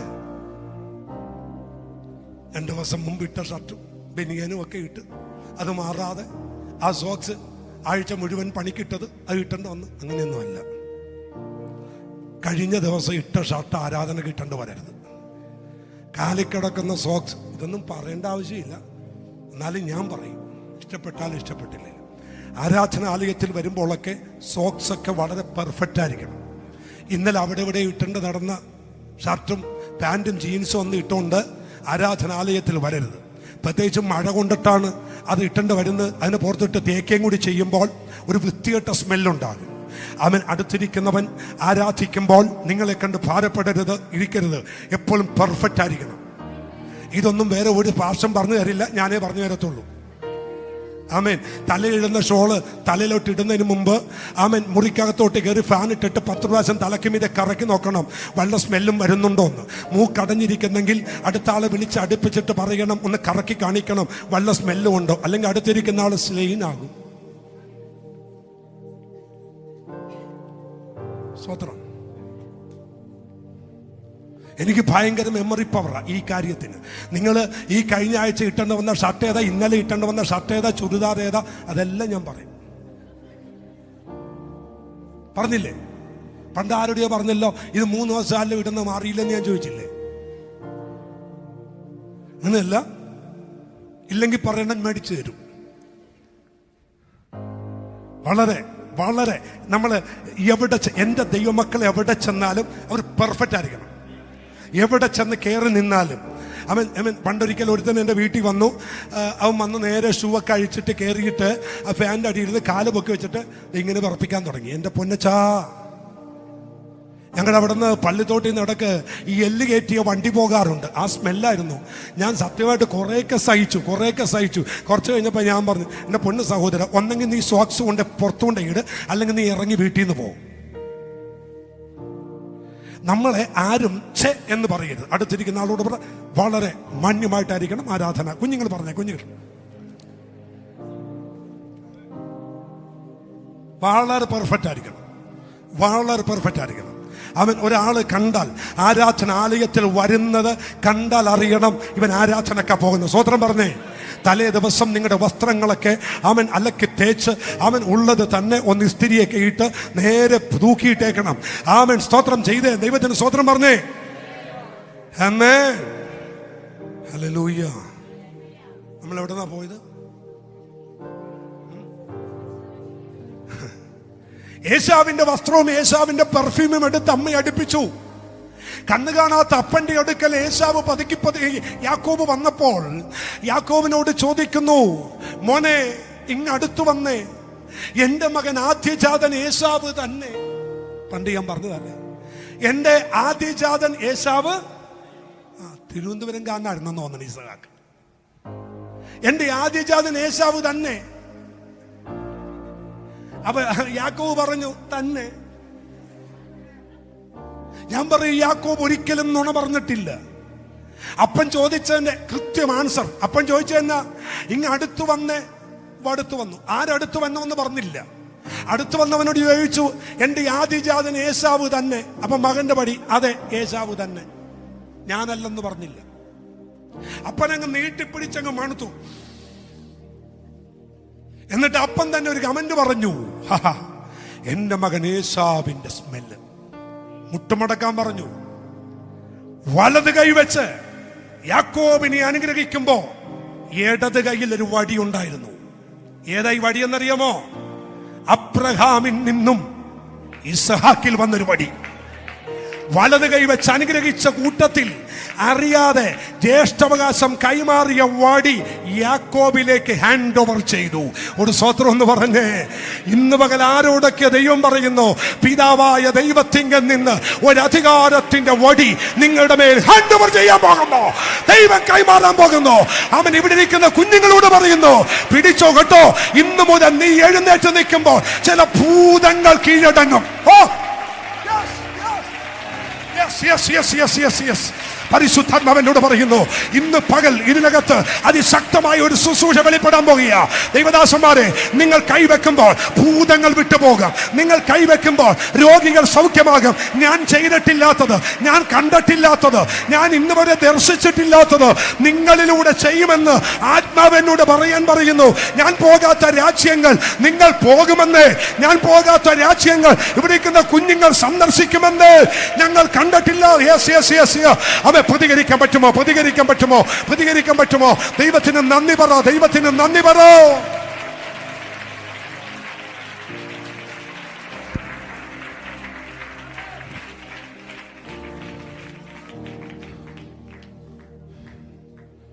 അമ്മേ മക്കളെ, ഈ വടി ഉണ്ടല്ലോ, ഈ കൈ കൊണ്ട് അനുഗ്രഹിച്ചപ്പോ ഇടത് കൈയിലുള്ള വടി ആരുടെ മേൽ വന്നു?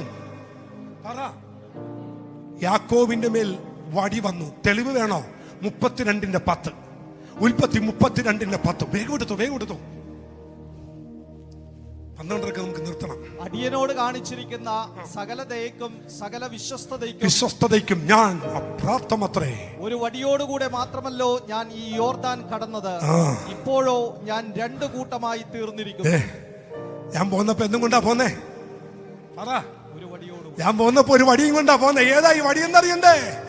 അപ്പനായ അബ്രഹാമിൽ നിന്ന് ഇസ്ഹാക്കിന്മേൽ വന്ന ആ വാക്തത്വം എഴുതിയ വടി, കൽപ്പന എഴുതിയ വടി, അവകാശം എഴുതിയ വടി, അധികാരത്തിന്റെ ചിഹ്നമായ വടി. ചില വാക്തത്വങ്ങൾ എന്റെ തലമുറക്ക് വരേണ്ടത് എഴുതി വെച്ച ചില വാക്തത്വങ്ങൾ നിറഞ്ഞ, പ്രമാണങ്ങൾ നിറഞ്ഞ ആ വടി ഇപ്പൊ യാക്കോബിന്റെ കയ്യിലാണ്. അവ ഈ വടിയും കൊണ്ടാ പറഞ്ഞേ. ഇനി ഒന്ന് എല്ലാവരും ശ്രദ്ധിച്ചേ, കുറച്ച് സമയം കൂടി ഉള്ളേ. നേരെ ലാബാന്റെ വീട്ടിൽ ചെന്ന് 2 പെണ്ണുങ്ങൾക്ക് വേണ്ടി 14 വർഷം. ഒരു സ്വത്രം പറഞ്ഞേ. 2 പെണ്ണുങ്ങൾക്ക് വേണ്ടി 14 വർഷം. പെണ്ണിന് വേണ്ടി മനുഷ്യൻ എന്തും ചെയ്യും. ഒരു സ്വത്രം പറഞ്ഞേ. പട്ടിയെ പോലെ പണിയെടുത്തു. ഇനി അടുത്ത് കേൾക്കണോ? 14 വർഷം പണിയെടുത്തും പോരാ സഹോദരന്മാരെ, 10 പ്രാവശ്യം ശമ്പളവും പിടിച്ചു വെച്ചു. ആരാ? ലാബാൻ ആരാ? ലോകത്തിതുപോലൊരു ക്രൂരനായ അമ്മായിയപ്പൻ ഉണ്ടെങ്കിൽ ലാബാന. സഹോദരന്മാരെ, ഒന്നുമില്ലെങ്കിൽ ഓർക്കണ്ടേ, ഞാൻ ശമ്പളം കൊടുത്തില്ലെങ്കിൽ എൻ്റെ മക്കളും കൊച്ചുങ്ങളും പട്ടിണിയാകുമെന്ന്. പുള്ളി എന്നാ ചെയ്യുന്നറിയോ? 10 പ്രാവശ്യം ശമ്പളം പിടിച്ചു വെച്ചു കൊടുത്തില്ല. യാക്കോബിന് പരാതിയില്ലായിരുന്നു. എന്നാ ചെയ്യുന്നറിയോ? കേട്ടോ, യാക്കോബ് ഈ വടിയില്ലേ, ഈ വടി കൊണ്ടുവന്നിട്ട് രാത്രി ചാരി അങ്ങ് വെക്കും. ഏത് അധ്യായമാ, ഏത് റെഫറൻസ് ചോദിക്കരുത്, എൻ്റെ ഭാവനയാണ്. ഈ വടി കൊണ്ടുവന്ന് ചാരി വെക്കും. ഈ ശമ്പളം കിട്ടാത്തപ്പോഴും ഈ വടിയിൽ എഴുതിയിരിക്കുന്ന മുഴുവൻ വാക്തത്വങ്ങളും, ഞാൻ നിന്നെ തലയല്ല, ഞാൻ നിന്നെ വാലാക്കും, ദേശത്ത് അനുഗ്രഹിക്കപ്പെടും, നീ പരക്കും, തെക്കോട്ടും വടക്കോട്ടും കിഴക്കോട്ടും പടിഞ്ഞോട്ടും നീ പരക്കും. ഈ അബ്രഹാമിനോടും ഇസ്ഹാക്കിനോടും പറഞ്ഞ സകലതും ഈ വടിക്കകത്ത് എന്ത് ചെയ്തിരിക്കുക? എഴുതി വെച്ചേക്കുക. കൈകാലിയാകുമ്പോഴും ഈ വാക്തത്വം നോക്കി യാക്കോബ് പറയാൻ തുടങ്ങി, ഇതിലുണ്ട്, ഇതിനകത്ത് എഴുതിയിട്ടുണ്ട്, ഈ അനുഗ്രഹം എന്റെ മേൽ വരുമെന്ന്. ഒരു സ്വതന്ത്രം പറ. ആ പുസ്തകം ഉയർത്തിപ്പിടിച്ചുകൊണ്ട് ഒന്ന് പറയാൻ പറ്റുമോ? എൻ്റെ കയ്യിൽ ഈ നന്മ വരുമെന്ന് ഈ പുസ്തകത്തിൽ എഴുതി വെച്ചിട്ടുണ്ട്. എൻ്റെ കയ്യിൽ ഈ അനുഗ്രഹം വരുമെന്ന് ഈ പുസ്തകത്തിൽ എഴുതി വെച്ചിട്ടുണ്ട്. ശമ്പളം മുടങ്ങുന്നെങ്കിൽ മുടങ്ങട്ടെ, നന്മകൾ മുടങ്ങുന്നെങ്കിൽ മുടങ്ങട്ടെ. ഇന്ന് പകൽ അത് ഉയർത്തിപ്പിടിച്ചുകൊണ്ട് പറ, എത്ര നന്മകൾ എൻ്റെ മുമ്പിൽ ഒടുങ്ങിപ്പോയാലോ ഇതിൽ എഴുതി വെച്ചിരിക്കുന്ന വാക്തത്വം പോലെ എൻ്റെ കയ്യിൽ വരേണ്ടത് എൻ്റെ കയ്യിൽ വരും, എൻ്റെ കയ്യിൽ വരും. ആമേ. അന്ന് രാത്രി മക്കളെ, അന്ന് രാത്രി യാക്കോബിനോട് പറഞ്ഞു, ബദാം അലരി വൃക്ഷവും രണ്ടും കൂടി എടുക്കാൻ പറഞ്ഞു. ബദാം അലരി വൃക്ഷവും കൂടി ഒരു നദിയുടെ അടുക്കലേക്ക് എല്ലാം പറഞ്ഞു. എന്നിട്ട് പറഞ്ഞു, ആ ബദാമിന്റെ തോലങ്ങ് പൊളിക്കാൻ പറഞ്ഞു. അങ്ങനെ ബദാമിന്റെ തോല് പൊളിച്ചിട്ട് അലരി വൃക്ഷത്തിന്റെ ഇലയും ബദാം തോല് പൊളിച്ച ബദാം മരത്തും കൂടി ചേർത്തങ്ങ് വെച്ചു. രാമൻ പറഞ്ഞേ, ചേർത്ത് വെച്ചു. എവിടെ? ഈ നദിക്കരയിൽ. ആടുകൾ മുഴുവൻ വെള്ളം കുടിക്കാൻ ഈ നദിക്കകത്തോട്ട് വരുമ്പോൾ, ആമേൻ, ഈ തോല് പൊളിച്ച ബദാമും അലരി വൃക്ഷത്തിലും നോക്കിക്കൊണ്ട് വെള്ളം കുടിച്ച് അവർ ചനയേറ്റു. ഒരു സ്വതന്ത്രം പറഞ്ഞേ. അവിടെ ഇന്നതിങ്ങനെ ഇടപെട്ട് കഴിഞ്ഞപ്പോ എനിക്കൊരു സംശയം തോന്നി. ഇവിടെ അലരി വൃക്ഷം ബദാമിന്റെ തോല് പൊളിച്ചത് കണ്ടിട്ട് എങ്ങനെയാ ചനയേൽക്കുന്നത്? പക്ഷെ അതല്ല ചരിത്രം. ഈ മനുഷ്യൻ ചെയ്തെന്നാന്നറിയോ? ഈ ബദാം കൊമ്പ് മുഴുവൻ തൊലി പൊളിച്ചിട്ട് തന്നോട് പറഞ്ഞ സകല വാക്തത്വങ്ങളും ആ ബദാം മരത്തിൽ എഴുതി വെച്ചു. ഒരു അല്ലലി എന്ന് പറഞ്ഞു. ആടിന് ഹീബ്രു ഒന്നും അറിയത്തില്ല. പക്ഷെ ചനയേൽക്കാൻ വന്നപ്പോ യാക്കോബ് വിശ്വാസത്താൽ എഴുതിയ വാക്തത്വം നോക്കിയ ചനയേറ്റെ.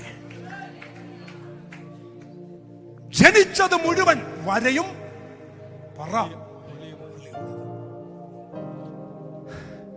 48 മണിക്കൂർ കൊണ്ട് അമ്മായിയപ്പനായ ലാബാൻ ഉള്ളതിനേക്കാൾ ഇരട്ടി യാക്കോബിന്. ഒരു ആമേൻ പറഞ്ഞ ദൈവമക്കളെ, ഇത് ചുമ്മാ എഴുതി വെച്ചതല്ലെന്നേ. ഇത് തിരുവചനമാണെങ്കിൽ ആ നന്മകളും അനുഗ്രഹങ്ങളും നമ്മുടെ മേൽ കൂടി വെളിപ്പെട്ടു വരട്ടെ. സ്തോത്രം, സ്തോത്രം, സ്തോത്രം, സ്തോത്രം. അങ്ങനെ യാക്കോബ് എന്ത് ചെയ്തു? അനുഗ്രഹിക്കപ്പെട്ടു. ഇനിയാണ് സംഭവം. ഓക്കെ, കറക്റ്റ് 12 നിർത്തും. അടുത്തതാണ് ദൂത് കിടക്കുന്നത്. ഇങ്ങനെ അനുഗ്രഹിക്കപ്പെട്ട് നേരെ പോരുകയാ തിരിച്ച്. എവിടേക്കാന്നറിയോ? അപ്പന്റെ വീട്ടിലേക്ക്. ദൈവത്തോട് പണ്ടൊരു നേർച്ച നേർന്നിരുന്നു. എന്താ നേർച്ച എന്നറിയോ? അപ്പന്റെ വീട്ടിൽ നിന്ന് ഓടിപ്പോരുമ്പോ ലൂസ് എന്ന് പറയുന്ന ഒരു പട്ടണവാതിക്കൽ വന്ന് ഒരു കല്ലെടുത്ത് തലയണയായി വെച്ച് കിടന്നുറങ്ങിയപ്പോ ആകാശത്തോളം എത്തുന്ന ഒരു ഗോവണി കണ്ടു. ദൂതന്മാർ കയറുന്നു, ദൂതന്മാർ ഇറങ്ങുന്നു. ഒരു കല്ലെടുത്ത് നാട്ടിയിട്ട് അതിന്റെ മണ്ടയിൽ എണ്ണ ഒഴിച്ചിട്ട് അതിന് ബദേൽ എന്നൊക്കെ പറ പേരിട്ടു. ബിജുവാ വാക്യം വായിച്ചിട്ടുണ്ടോ? വായിച്ചിട്ടുണ്ടല്ലേ? 35 അല്ലേ? വായിക്കണ്ട. ഒരു കാര്യം പറയണം. വേദപുസ്തകത്തിൽ 2 ബദേലുണ്ട്. 2 ബദേൽ. അതിൽ ഈ ബദേൽ ഏതാ നിങ്ങൾക്കറിയാമോ? ഓടിപ്പോകുന്ന പോക്കിൽ യാക്കോബ് കൊണ്ടുവന്ന് എണ്ണ ഒഴിച്ച ബദേൽ, ആമേൻ, എന്ന് പറയുന്നത് ഹോരേബിന്റെ പർവ്വതത്തിലാണ്. അതിന്റെ ആശയം എന്താണെന്നറിയോ? എഡിസ, ഇവന്റെ അപ്പനില്ലേ അനുഗ്രഹിച്ച് കണ്ണു കാണാൻ വയ്യാതെ അപ്പൻ ഇസ്ഹാക്ക്, അപ്പനെ അവന്റെ അപ്പൻ കയ്യും കാലും കെട്ടി യാഗം കഴിക്കാൻ കിടത്തിയ ആ പർവ്വതത്തില ഈ മകൻ വന്ന് കിടക്കുന്നേ. നിങ്ങൾക്ക് മനസ്സിലായോ? എന്റെ അപ്പനെ അറുക്കേണ്ട സ്ഥലത്ത് എന്റെ അപ്പന് വേണ്ടി ഒരു ആടിന്റെ രക്തം വീണ സ്ഥലത്താണ് ഇപ്പോ രണ്ടാമതൊരു എണ്ണയുടെ അഭിഷേകം നടക്കുന്നേ. എത്ര പേർക്ക് ആ ദൂത് മനസ്സിലായി എന്നറിയത്തില്ല. യാക്കോബേ, നീ വന്ന് കിടക്കുന്ന സ്ഥലം നിന്റെ അപ്പന് പകരം ദൈവം ഒരുക്കിയ കുഞ്ഞാടിന്റെ രക്തം വീണ ബേഥേലാണത്. ഞാനത് സ്തോത്രം നിൽക്കാൻ പറ്റുന്നില്ല, അങ്ങ് പറഞ്ഞു വിടാം. ആദ്യം എനിക്ക് വേണ്ടി, എൻ്റെ മകന് വേണ്ടി, അബ്രഹാമിന്റെ മകനായ ഇസ്ഹാക്കിന് വേണ്ടി ദൈവം ഒരുക്കിയ ആടിന്റെ രക്തം വീണ അതേ സ്ഥലത്ത് കൊച്ചുമകൻ വന്നിരിക്കുക. അപ്പൻ അനുഗ്രഹിക്കപ്പെടാൻ എവിടെ നിന്ന് ആരംഭിച്ചോ അവിടെ നിന്ന് അനുഗ്രഹം ആരംഭിക്കാൻ ഇത് മകൻ വന്ന് കിടക്കുക. ഹല്ലേലൂയ. അവൻ ഇസഹാക്ക് എന്ന എന്റെ അപ്പൻ എവിടെയാണോ അനുഗ്രഹിക്കപ്പെട്ടത് അവിടെ തന്നെ യാക്കോബ് എന്ന മകനെ ദൈവം കൊണ്ടുവന്നിരിക്കുന്നു. അപ്പൻ തുടങ്ങിയിടത്തുനിന്ന് മകൻ ആരംഭിക്കുന്നു. മനസ്സിലായോ? അതല്ലേ ഇന്ന് അനുഭവിക്കുന്നേ അല്ലേ? ലോഡ്സനൊക്കെ അനുഭവിക്കുന്ന എന്നാ?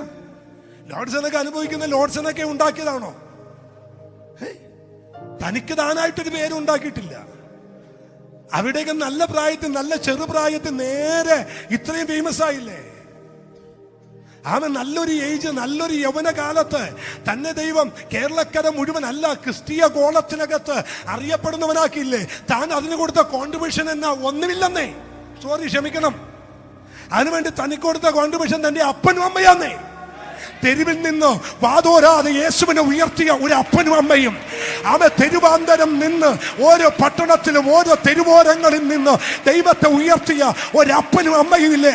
അവിടെ നിന്നാ താൻ ആരംഭിച്ചത്. ഇന്ന് പകൽ ഇവിടെ ഇരിക്കുന്ന മക്കളോട് പറയുന്നു, നിന്റെ അപ്പൻ ആരംഭിച്ചെടുത്തുനിന്ന് നീ ആരംഭിക്ക്. നീ പെരുവഴിയിലാവത്തില്ല. അപ്പൻ കണ്ട ദൈവത്തെ നീയും പിൻപറ്റ്. അപ്പൻ സേവിക്കുന്ന ദൈവത്തെ മക്കളെ നിങ്ങളും സേവിക്ക്. ആത്മാവിൽ ഞാൻ പറയുന്നു, വിട്ടുമാറരുത്. സ്തോത്രം. ആമേൻ. എന്റെ ഈ പ്രസംഗം കേട്ടുകൊണ്ടിരിക്കുന്ന എന്റെ നടുവിൽ എന്റെ 2 മക്കളും ഉണ്ട്. എനിക്ക് അവരോടും കൈമാറാനുള്ള ഒരൊറ്റ ദൂത് എന്താണെന്നറിയാമോ? ഞാനിതൊന്നും വീട്ടിൽ നിന്ന് കൊണ്ടുവന്നതല്ല. എന്റെ വീട്ടുവക സ്വത്തെന്ന് പറയാൻ 10 മക്കൾക്ക് 1 സെന്റേ ഉണ്ടായിരുന്നുള്ളൂ. അവൻ എല്ലാവർക്കും കൂടി 10 സെന്റേ ഉള്ളൂ. അപ്പനും അമ്മയും കൂടി മൊത്തം 12 പേരാ. 1 സെന്റ് പോലും വെച്ച് വീതിച്ചാൽ ഇല്ലെന്നേ. വേണമെങ്കിൽ 800 സെല്ലിൻസ് വെച്ച് അളന്നെടുക്കാനേ ഉണ്ടായിരുന്നുള്ളൂ. അവിടെ നിന്ന് ഇവിടെ കൊണ്ടുവന്നത് കുടുംബ മഹത്വമല്ലെന്നേ.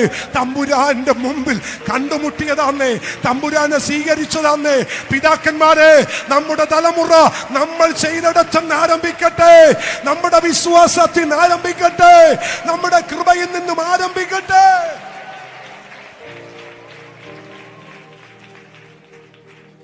സന്തോഷമാണോ? ഇനി ഈ ആലയം മുഴുവൻ കത്തി നിൽക്കുന്ന സാന്നിധ്യം ഇറങ്ങി നിൽക്കുക. മോനെ, അടുത്തൊരു ദൂത് പറയാം കേട്ടോ.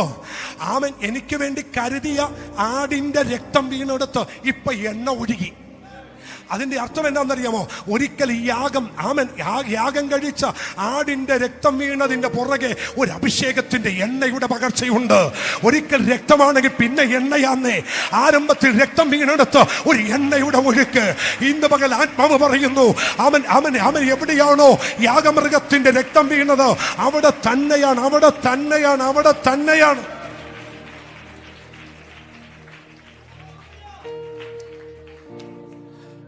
അടച്ചു. ആരംഭത്തിൽ രക്തമാ വീണത്, പിന്നെ വീണത് രക്തമല്ല. എന്താ? എണ്ണ. രക്തം വീണെടുത്തെല്ലാം എണ്ണയുടെ ഒഴുക്കുണ്ട്. Thank you Jesus. നന്ദി യേശുവേ, നന്ദി പരിശുദ്ധാത്മാവേ. മക്കളെ, യാക്കോബ് തിരിച്ചു വരികയാ കേട്ടോ. തിരിച്ച് അപ്പന്റെ വീട്ടിലോട്ട് വരിക. എത്ര വർഷമായെന്നറിയോ? 20 വർഷം. 20 വർഷങ്ങൾക്ക് ശേഷം തിരിച്ചു വരുമ്പോൾ യാബോക്കിന്റെ കടവിലെത്തിയപ്പോ യാക്കോബിന് ഒരു വെപ്രാളം. എന്താ വെപ്രാളം? 20 വർഷം മുമ്പ് ഏശാവിനെ പറ്റിച്ചിട്ട് ഓടിപ്പോയ ചേട്ടനുണ്ടവിടെ. അവിടെ ചെന്ന് അവന്റെ മുമ്പിൽ വീണ് അവൻ വില്ലാളി വീരനാ. ഒരു വാള് കറക്കിയാൽ ഏത് സിംഹത്തെയും വാൾമൊനയും നിർത്താൻ കഴിവുള്ളവനാ എന്റെ ചേട്ടൻ. മരണഭയം കയറിയെന്നാ ബൈബിള് പറയുന്നേ. കുറെ ഒട്ടകത്തിനെയും പശുവിനെയും ആടിനെയും കൂടി ഗിഫ്റ്റ് കൊടുത്തു വിട്ടു. ഏശാവോ തട്ടിക്കളഞ്ഞിട്ട് പറഞ്ഞു, എനിക്കൊന്നും വേണ്ട, നിന്നെക്കുള്ളതിനേക്കാൾ ഇരട്ടി എന്റെ അടുത്ത് കൊണ്ടുപോകാൻ പറഞ്ഞു. യാബോക്ക് നദി കടന്നു വേണം അപ്പുറത്തോട്ട് പോകാൻ. മക്കളെ ശ്രദ്ധിക്കണേ, കൈയും കാലും വിറക്കാൻ തുടങ്ങി. യാബോക്കിന്റെ നദിക്കടവിൽ മുട്ടുകുത്തി. എന്നിട്ട് പറഞ്ഞു, യഹോവേ ദൈവമേ, മരണഭയം കൊണ്ട് ഞാൻ ഭയക്കുകയാണ്, ഞാൻ വിറക്കുകയാണ്. എന്റെ ജ്യേഷ്ഠനും 400 പേരും കൂടി എന്നെ പിടിക്കാൻ വരുന്നു. എനിക്ക് രക്ഷയില്ല. സന്ധ്യക്ക് മുട്ടുമടക്കിയതാ. എപ്പോ? സന്ധ്യക്ക്. ദൂതൻ ഇറങ്ങി വന്നെന്നാ പറയുന്നേ. ദൂതനെ കയറി പിടിച്ചേക്കിയ ആര്? യാക്കോബ്. ഉടനെ ചോദിച്ചു, നീ എന്തിനാ എന്നെ പിടിക്കുന്നത്? എന്നെ അനുഗ്രഹിക്കണം. നിന്റെ പേരെന്താടാ?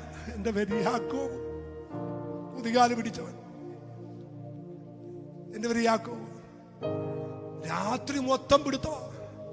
നേരം വെളുക്കാറായപ്പോ ദൂതം പിടുത്തം വിട്ടിട്ട് പറഞ്ഞു, എടാ എന്നെ വിടടാ, എന്നെ വിടടാ. എടാ, പെണ്ണുങ്ങൾ കുളിക്കാൻ വേണ്ടി വരുന്ന സമയമായത്, തുണി അലക്കാൻ വേണ്ടി അലക്കുകാരെല്ലാം കൂടി നദിക്കരെ വരും. വിടുത്ത്, എന്നെ വിട്, എന്നെ വിട്, എന്നെ വിട്. എല്ലാവരും കൂടി ഇതേ നദിക്കരയിൽ വെള്ളം കോരാൻ വരുമ്പോ ഞാനും നീയും കൂടി മല്ല് പിടിക്കുന്ന നാട്ടുകാർ കണ്ടാൽ കേട് എനിക്കല്ല നിനക്കാ. വിടടാ.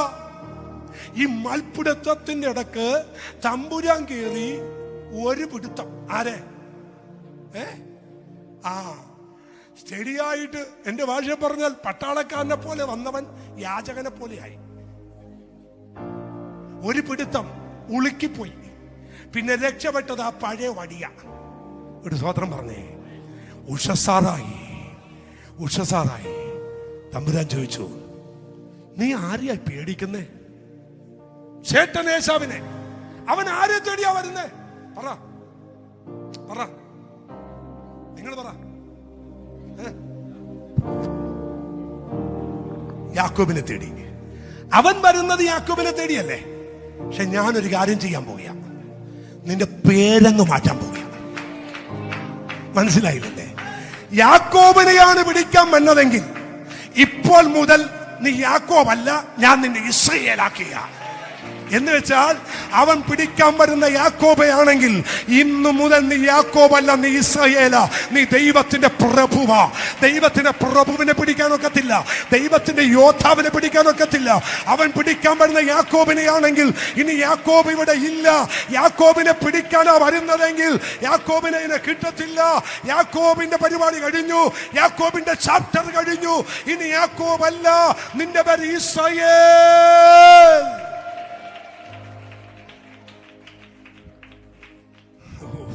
സ്വതന്ത്രം. എനിക്ക് ഇതിനകത്തുനിന്ന് പറയാൻ കുറച്ച് ഉദാഹരണങ്ങളും കഥകളും ഒക്കെ ഞാനിങ്ങനെ ധ്യാനിച്ചു വെച്ചിട്ടുണ്ടായിരുന്നു. ഒന്നും പറയാൻ സമയമില്ല. ഞാനങ്ങ് പ്രസവവേദന അനുഭവപ്പെടുക. അതൊക്കെ നിങ്ങൾ മറക്കാതിരിക്കാൻ ചില രസകരമായ കാര്യങ്ങളൊക്കെ ഞാനിങ്ങനെ നോട്ട് ചെയ്ത് വെച്ചിട്ടുണ്ട്. അത് പറയാൻ സമയമില്ല.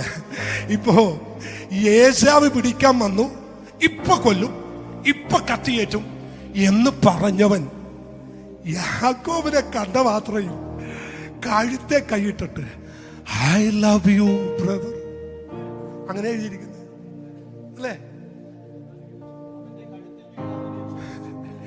കഴുത്തിൽ വീണ് എത്ര ഭാഷ? 33:4. ഒന്ന് വിശാലമായിട്ടിട്ടോട്, എല്ലാരും കാണട്ടെ. ഏശാവ് ഓടി വന്ന് അവനെ എതിരേറ്റു. അവൻ എന്ത് ചെയ്തു? എന്താ കാര്യം? പുള്ളി കൊല്ലാൻ വന്ന ആരെയാ? ഇപ്പൊ ഈ ആലിംഗനം ചെയ്യുന്ന ആരെയാ? ദൈവം ഒന്ന് റൂട്ട് മാറ്റി.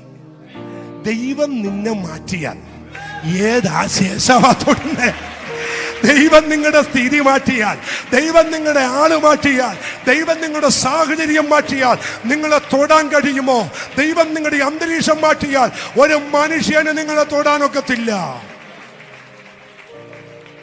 ഒരു ട്രാൻസ്ഫർമേഷൻ നമുക്ക് നടക്കണം, ഒരു രൂപാന്തരം നടക്കണം. അടുത്തിരിക്കുന്ന ആളോട് പറ, നിന്നെ തേടി ഇപ്പോഴും മറ്റവും വരുന്നത് നീ ഇപ്പോഴും യാക്കോബായതുകൊണ്ടാണ്. ഒന്ന് പറഞ്ഞേ.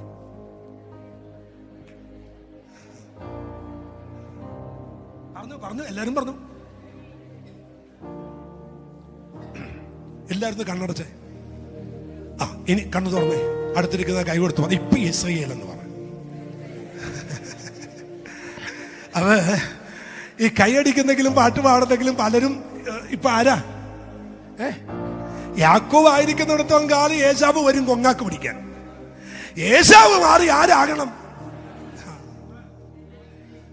ഒന്നിട്ടേ മോനെ, ഒന്നിട്ടടാ മെൽബിനെ, ഒന്നിട്ടേ മോനെ. ആലിംഗനം ചെയ്തു. അവൻ കഴുത്ത് വീണ് അവനെ ചുംബിച്ചു. രണ്ടുപേരും എന്ത് ചെയ്തു? നിങ്ങൾ ആ സീനെന്ന് ഭാവനെ കണ്ട് ഉറക്കത്തിൽ പുള്ളി ഞെട്ടിയായിരുന്നു ഇന്നലെ വരെ. എവിടെ കൂടിയാണ് അവൻ കത്തിയേറ്റത്? റാഹേലൊക്കെ ഞെട്ടി. എന്താച്ചാ ഇവിടെ കൂടി ഒരു കടാറ് കയറി, ഇപ്പുറത്തുകൂടി ഒരു വടിവാള് കയറി. ആര് കയറ്റി? ഏശാവ്. ആഹാരം കഴിച്ചിട്ട് 10-30 ദിവസമായി. കെട്ടിപ്പിടിച്ച് രണ്ടുപേരും കരഞ്ഞു. 5-ാമത്തെ വാക്യം. പിന്നെ അവർ തലപൊക്കി സ്ത്രീകളെയും കുഞ്ഞുങ്ങളെയും ഒക്കെ കണ്ടു. നിന്നോട് കൂടെയുള്ള ഇവർ ദൈവം അടിയന് നൽകിയിരിക്കുന്ന മക്കൾ. ഒരു പഞ്ചായത്ത് മൊത്തമുണ്ട്. സത്യമായിട്ട് ഒരു വടിയും കൊണ്ട് പോയതാ. ഒരു ഡിസ്ട്രിക്ട് മൊത്തമാണ് വന്നിരിക്കുന്നത്. അത്രയും ഉണ്ട്. പറഞ്ഞു വായിച്ചോ.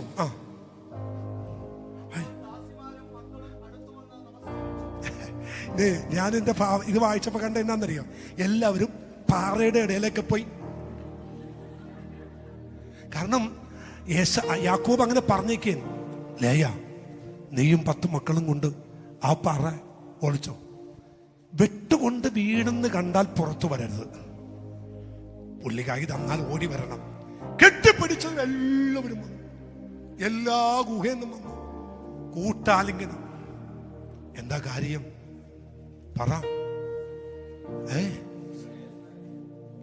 ആരോടോ അവസാനിപ്പിക്കുന്ന ഒരു ദൂത് പറയാൻ പറയുന്നു. ഉഷസായപ്പോ ദൂതം പറയുക, എന്നെ വിട്. ദൈവമക്കളെ, പ്രാർത്ഥിക്കുന്ന നീ ദൈവത്തെ പിടിച്ചു വെച്ചേക്കുക. പ്രാർത്ഥിക്കുന്ന നീ ദൈവത്തെ പിടിച്ചു വെച്ചേക്കുക. ഇപ്പൊ ദൈവം പറയുക, എന്നെ വിട്, എന്നെ വിട്, എന്നെ വിട്. എന്നെ അനുഗ്രഹിച്ചിട്ടല്ലാതെ ഞാൻ വിടത്തില്ല. സ്വത്രം. നമ്മൾ വായിച്ച വാക്യമല്ലേ? വാക്യം വിട്ട മോനെ 11:21. വിശ്വാസത്താൽ യാക്കോബ് മരണകാലത്തിങ്കൽ ജോസഫിന്റെ മക്കളെ ഇത് പറഞ്ഞിട്ട് അവസാനിപ്പിക്കാം. വാക്യം എല്ലാം അങ്ങ് ഡിലീറ്റ് ചെയ്തോ. ഇപ്പോ ജോസഫ് എന്ന് പറയുന്ന മന്ത്രി മുഖാന്തരം ഇവരെല്ലാം മിസ്രയീമിലെത്തി. ജോസഫിന് തന്റെ മക്കളെ ഒന്ന് അനുഗ്രഹിക്കണം. ആരെ അനുഗ്രഹിക്കണം? മക്കളെ അനുഗ്രഹിക്കണം. മക്കളുടെ പേരെന്നാ? മനശ്ശെയും. പക്ഷെ ജോസഫിനെ അനുഗ്രഹിക്കാൻ പറ്റത്തില്ല. എന്താ കാര്യം എന്നറിയോ? ജോസഫിന്റെ വീട്ടിൽ 2 ആരാധനയാണ്.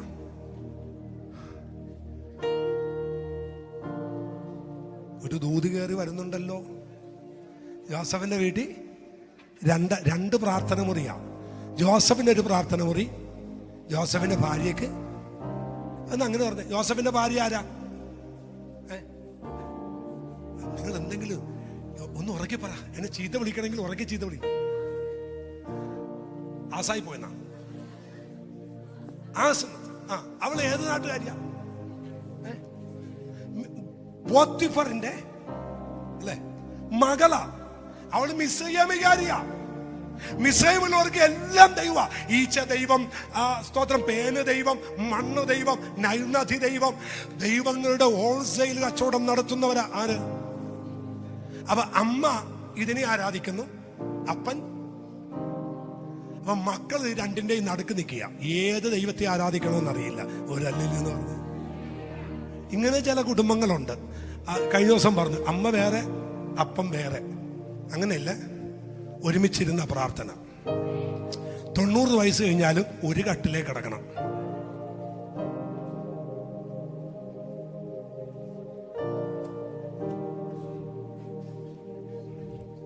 മെസ്സേജ് വരട്ടെ. അടുത്തിരിക്കുന്ന 90 കഴിഞ്ഞാലും ഒരു കട്ടിലേക്ക് കിടക്കണം. അമ്മ പൊക്കത്തും നിലയിലും അപ്പച്ചൻ താഴെ നിലയിലുമല്ല. രണ്ടുപേരും ഒരു മുറിയിൽ ഒറ്റക്കട്ടില്ല. ഒന്ന് പറഞ്ഞു. നിങ്ങൾ ചിരിക്കാതെ കാര്യം പറയുന്നേ. പറ കാര്യം കൂടെ സഹിച്ചേ പറ. എത്ര വലുതായാലും ഒരുമിച്ച് കിടക്കണം. എന്റെ അപ്പച്ചൻ മരിക്കുന്ന 88-ാമത്തെ വയസ്സിലാണ്. മരണം വരെ രണ്ടുപേരും കൂടി ഒറ്റക്കട്ടില്ലായിരുന്നു. ഞാനും തീരുമാനം എടുത്തു, അന്ധവിശ്വാസം വലിക്കുന്ന ഒറ്റക്കട്ടിലേക്ക് കിടക്കണം. നിന്റെ കൊച്ച് അയർലൻഡിലും UK-ലും പോകുമ്പോ അതിൽ 2 കൊണ്ടുവന്ന് നിന്റെ ഏൽപ്പിച്ചിട്ട് ഇതിനെയും കൊണ്ട് ജീവിച്ചോ എന്ന് പറയുമ്പോ നീ ആ കൊച്ചുങ്ങളെ കൊണ്ട് ഒരു ബെഡ്റൂമിൽ കിടത്തിട്ട് ആ മനുഷ്യനെ കൊണ്ട് വേറെ മുറി കിടത്തരുത്. പറഞ്ഞു കേട്ടോ, മരണം വരെ ഒരുമിച്ച് കിടക്കണം. കൂർക്കം വലി കൊണ്ട് സഹിക്കാൻ പറ്റാത്ത ഒരു കെട്ട് പഞ്ഞി മേടിച്ച് ചെവിയിലങ്ങ് തള്ളി കയറ്റി വെച്ചേക്കണം.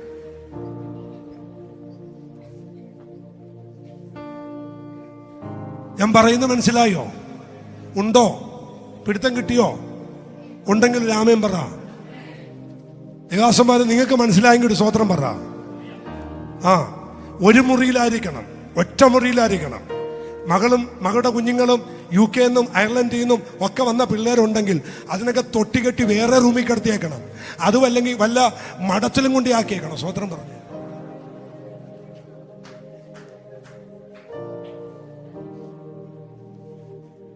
കഴിഞ്ഞ ദിവസം ഒരു അപ്പച്ചനോട് പറഞ്ഞതാ, ഞങ്ങൾ സെപ്പറേറ്റ് ആയിട്ട് ഇപ്പൊ 38 വർഷമായെന്ന്. ഞാൻ പറഞ്ഞു അപ്പച്ച, അപ്പൊ എപ്പോ ഞങ്ങളൊരു, എന്റെ ഓർമ്മ ശരിയാണെങ്കിൽ മൂത്തമകൻ ജോസിന്റെ കല്യാണം കഴിഞ്ഞപ്പോ തൊട്ട് അവള് കൊച്ചുങ്ങളുടെ കൂടെയാ. നമ്മൾ പോയി ചാകപ്പച്ച, എന്തിനാ ജീവിക്കുന്നത്? പോയി കെട്ടിത്തൂങ്ങി ചാക, എന്തിന് ജീവിക്കണം? എന്നിട്ട് ഇപ്പുറത്തെ മുറി കിടന്നൊരു വിളി, അറിയാമോ ശരി കാപ്പി തരുവോ? അവിടെ കടമൻ തരാം. ഈ നാണം കെട്ട ജീവിതത്തിന് എന്നെ കിട്ടത്തില്ല.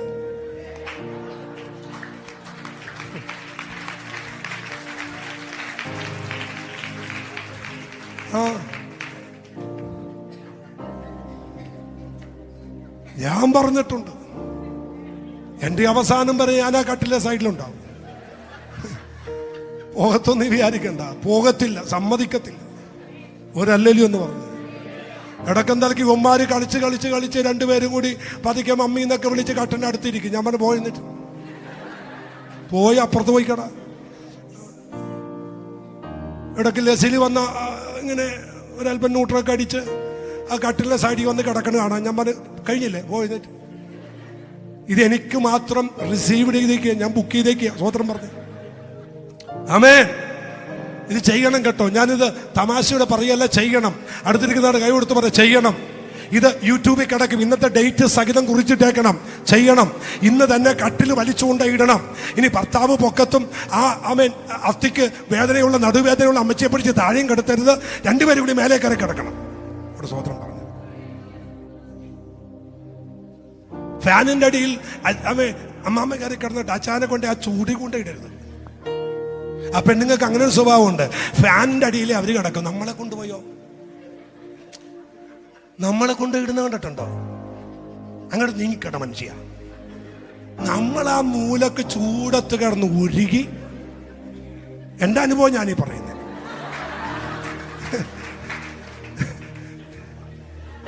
അവക്കെന്നും ചൂടാ. ഞാൻ കഴിഞ്ഞ ദിവസം ഒരു കാര്യം ചെയ്യും, ഒരു ഫാൻ എടുത്ത് നിന്റെ ഈ സോളറെ ഫിറ്റ് ചെയ്യും. അപ്പൊ അതും കൊണ്ട് നടക്കാമല്ലോ. ഞാനൊന്നിലും വിട്ടുകൊടുക്കത്തില്ല. ഞാൻ നേരത്തെ പോയി അവിടെ പോയി കിടക്കും. മാറിക്കൊടുക്കരുത്, ഒരിക്കലും നമ്മൾ വിട്ടുകൊടുക്കരുത്. അടുത്തിരിക്കുന്ന ആളോട് പറ, ഒരിക്കലും വിട്ടുകൊടുക്കരുത്. നിങ്ങളല്ല, നിങ്ങളോടല്ല, ഞങ്ങളോടല്ല. നിങ്ങളവിടെ ചുമ്മാ ഇരുന്നാൽ മതി, നിങ്ങൾ കേട്ടാൽ മാത്രം മതി. ആമേ. ഓക്കെ. അപ്പോ യേശാവിന്റെ ഈ ജോസഫിന്റെ മക്കളെ അനുഗ്രഹിക്കാൻ അവസാനത്തെ ഒരാളെ കണ്ടുപിടിച്ചു. ആരാ മക്കളെ? യാക്കോബ്.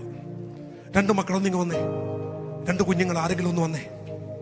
പാടാ പാടാ മക്കളെ.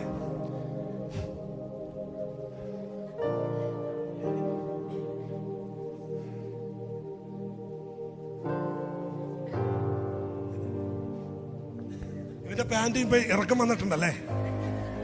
പണ്ട് ഞാനിവിടെ ഇവനെ കയറ്റുമ്പോ പാൻറ്റിന് ഇറക്കമില്ലായിരുന്നു. ഇച്ചിരി കൂടി വന്നിട്ടുണ്ട്. ഇങ്ങനെ നിന്നോ. ഈ മക്കളെ 2 പേരെയും ജോസഫ് കൊണ്ടുവന്ന് അപ്പന്റെ മുമ്പിൽ നിർത്തി. എന്നിട്ട് പറഞ്ഞു, അപ്പാ ഇവരെ എന്ത് ചെയ്യണം? പറ. അനുഗ്രഹിക്കണം. അനുഗ്രഹിക്കുന്ന സീനൊന്നും നിങ്ങൾ നോക്കിയേക്കണം.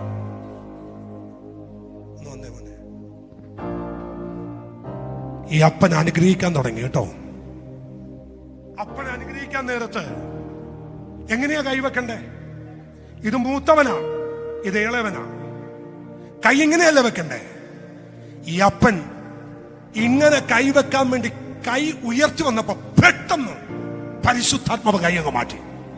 എന്നിട്ട് കൈ ഇങ്ങനെ പിണച്ചു വെച്ചു. വലത് കൈ ഇളയവന്റെ മേലും ഇടത് കൈ മൂത്തവന്റെ മേലും വന്നു. ജോസഫ് ഈ കൈക്ക് പിടിച്ചിട്ട് പറഞ്ഞു, അപ്പാ, അപ്പന് തെറ്റുപറ്റി, ഇതാ മൂത്തവൻ. ഇതാണ്. യാക്കോബ് പറഞ്ഞു, മക്കളെ, തെറ്റിയിട്ടില്ല, ഇത് കൃത്യമാ, ഇതിങ്ങനെയാ. എന്താ ഈ ദൂത്? നിങ്ങൾ പ്രതീക്ഷിക്കാത്ത ചില അനുഗ്രഹം നിന്റെ ശിരസിന്റെ മേൽ ഈ 14-ാമത്തെ ദിവസം ദൈവം നിന്റെ മേൽ പകരും. വിശ്വസിക്കുന്നവർ ഒന്ന് കർത്താവിന് സ്തോത്രം ചെയ്തേ. വിശ്വസിക്കുന്നവർ കർത്താവിനൊന്ന് സ്തോത്രം ചെയ്തേ. നിങ്ങൾ പ്രതീക്ഷിക്കാത്തതെന്തോ നിന്റെ ശിരസിന്റെ മേൽ വരും. പ്രതീക്ഷിക്കുന്നവർക്ക് ലഭിക്കാത്തത്, പ്രതീക്ഷിക്കുന്നവർക്ക് കിട്ടാത്തത്. ജൈൻ ബ്രദറെ, ഇതൊരു ദൂതാണ് കേട്ടോ, ഏറ്റെടുത്തോ. നീ പ്രതീക്ഷിക്കാത്ത ചിലത് നിന്റെ മേൽ ദൈവം പകരും. യെസ്, ഇവിടെ നിൽക്കുന്ന സഹോദരന്മാരോട് പറയുന്നു, നിങ്ങൾ ഇന്നലെ പ്രതീക്ഷിക്കാത്തത് നിങ്ങൾ പ്രതീക്ഷിച്ചത് വേറെ ആൾക്കാ. നിങ്ങൾ പ്രതീക്ഷിക്കാത്ത ഒരു അനുഗ്രഹം നിന്റെ ശിരസിന്റെ മേൽ ഇന്ന് പക ദൈവം വെക്കാൻ പോകുക. വിശ്വസിക്കുന്നവർ ആരാധിക്ക്, വിശ്വസിക്കുന്നവർ ഏറ്റെടു. അപ്പോ അപ്പന് തെറ്റുപറ്റി. യാക്കോബിന്റെ മറുപടി, മക്കളെ, എനിക്ക് തെറ്റിയിട്ടില്ല, ഇതിങ്ങനെ തന്നെയാ.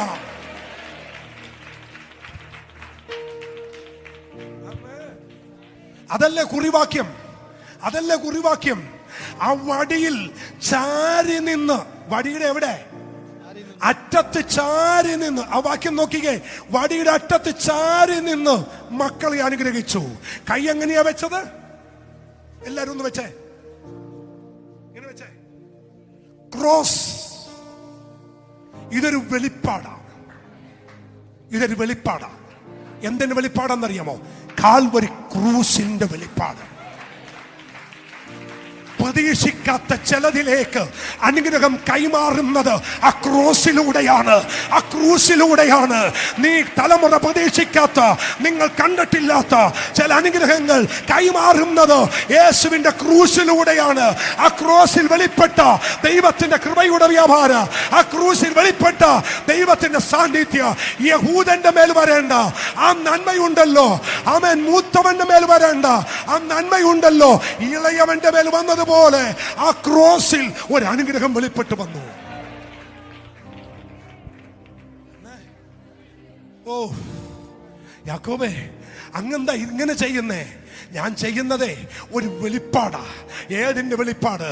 ഗൊൽഗോത്ത മലയിൽ കാൽവരി ക്രൂസിലെ ആ ക്രോസിന്റെ വെളിപ്പാട്.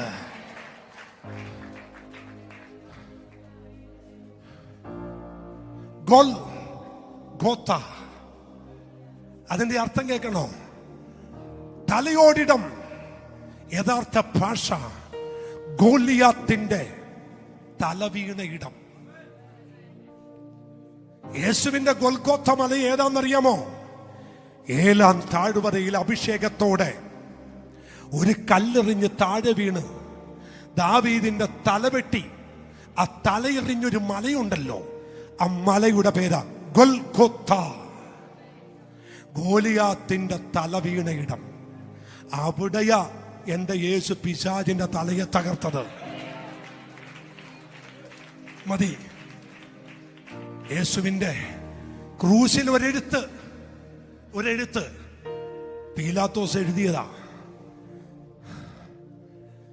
നസ്രത്തുകാരനായ യേശു. യഹൂദന്മാരുടെ ഭയങ്കര പ്രശ്നമായി. മായ്ക്കാൻ പറഞ്ഞു. എനിക്ക് ഭയങ്കര ഇഷ്ടമാ പീലാത്തോസിനെ. ഈ മനുഷ്യൻ തന്റെ ഇടത്തോട് പറഞ്ഞു, എഴുതി. എന്താ എഴുതിയെന്നറിയോ? തലയുടെ പക്കത്ത്, ഇവൻ നസ്രത്തിലെ തച്ചന്റെ മകൻ. അതിന്റെ ഹീബ്രു, അരാമിക്, ഗ്രീക്ക് ഭാഷ എന്ന് വെച്ചാൽ ലോക്കൽ ഭാഷയും നമ്മുടെ മലയാളം, ഹിന്ദി, ഇംഗ്ലീഷ് ഇങ്ങനെ പോലെ 3 ഭാഷകളിൽ എഴുതി. എന്തിനാ തലയെഴുത്തുന്നതാണ്? യാഗം കഴിക്കാൻ പോകുന്ന കുഞ്ഞാടിന്റെ കഴുത്തെ ഒരു ചീട്ട് കെട്ടി എഴുതിയിടും, ഇവൻ പാപപരിഹാരത്തിനുള്ള, അറുക്കപ്പെടാനുള്ള കുഞ്ഞാട്. ഈ തലയിൽ എഴുതി വെച്ചിരിക്കുന്ന എഴുത്ത് എന്നാന്നറിയാമോ? ഇവനാണ് ലോകത്തിന്റെ പാപത്തെ ചുമന്നൊഴിക്കുന്ന ദൈവത്തിന്റെ കുഞ്ഞാട്.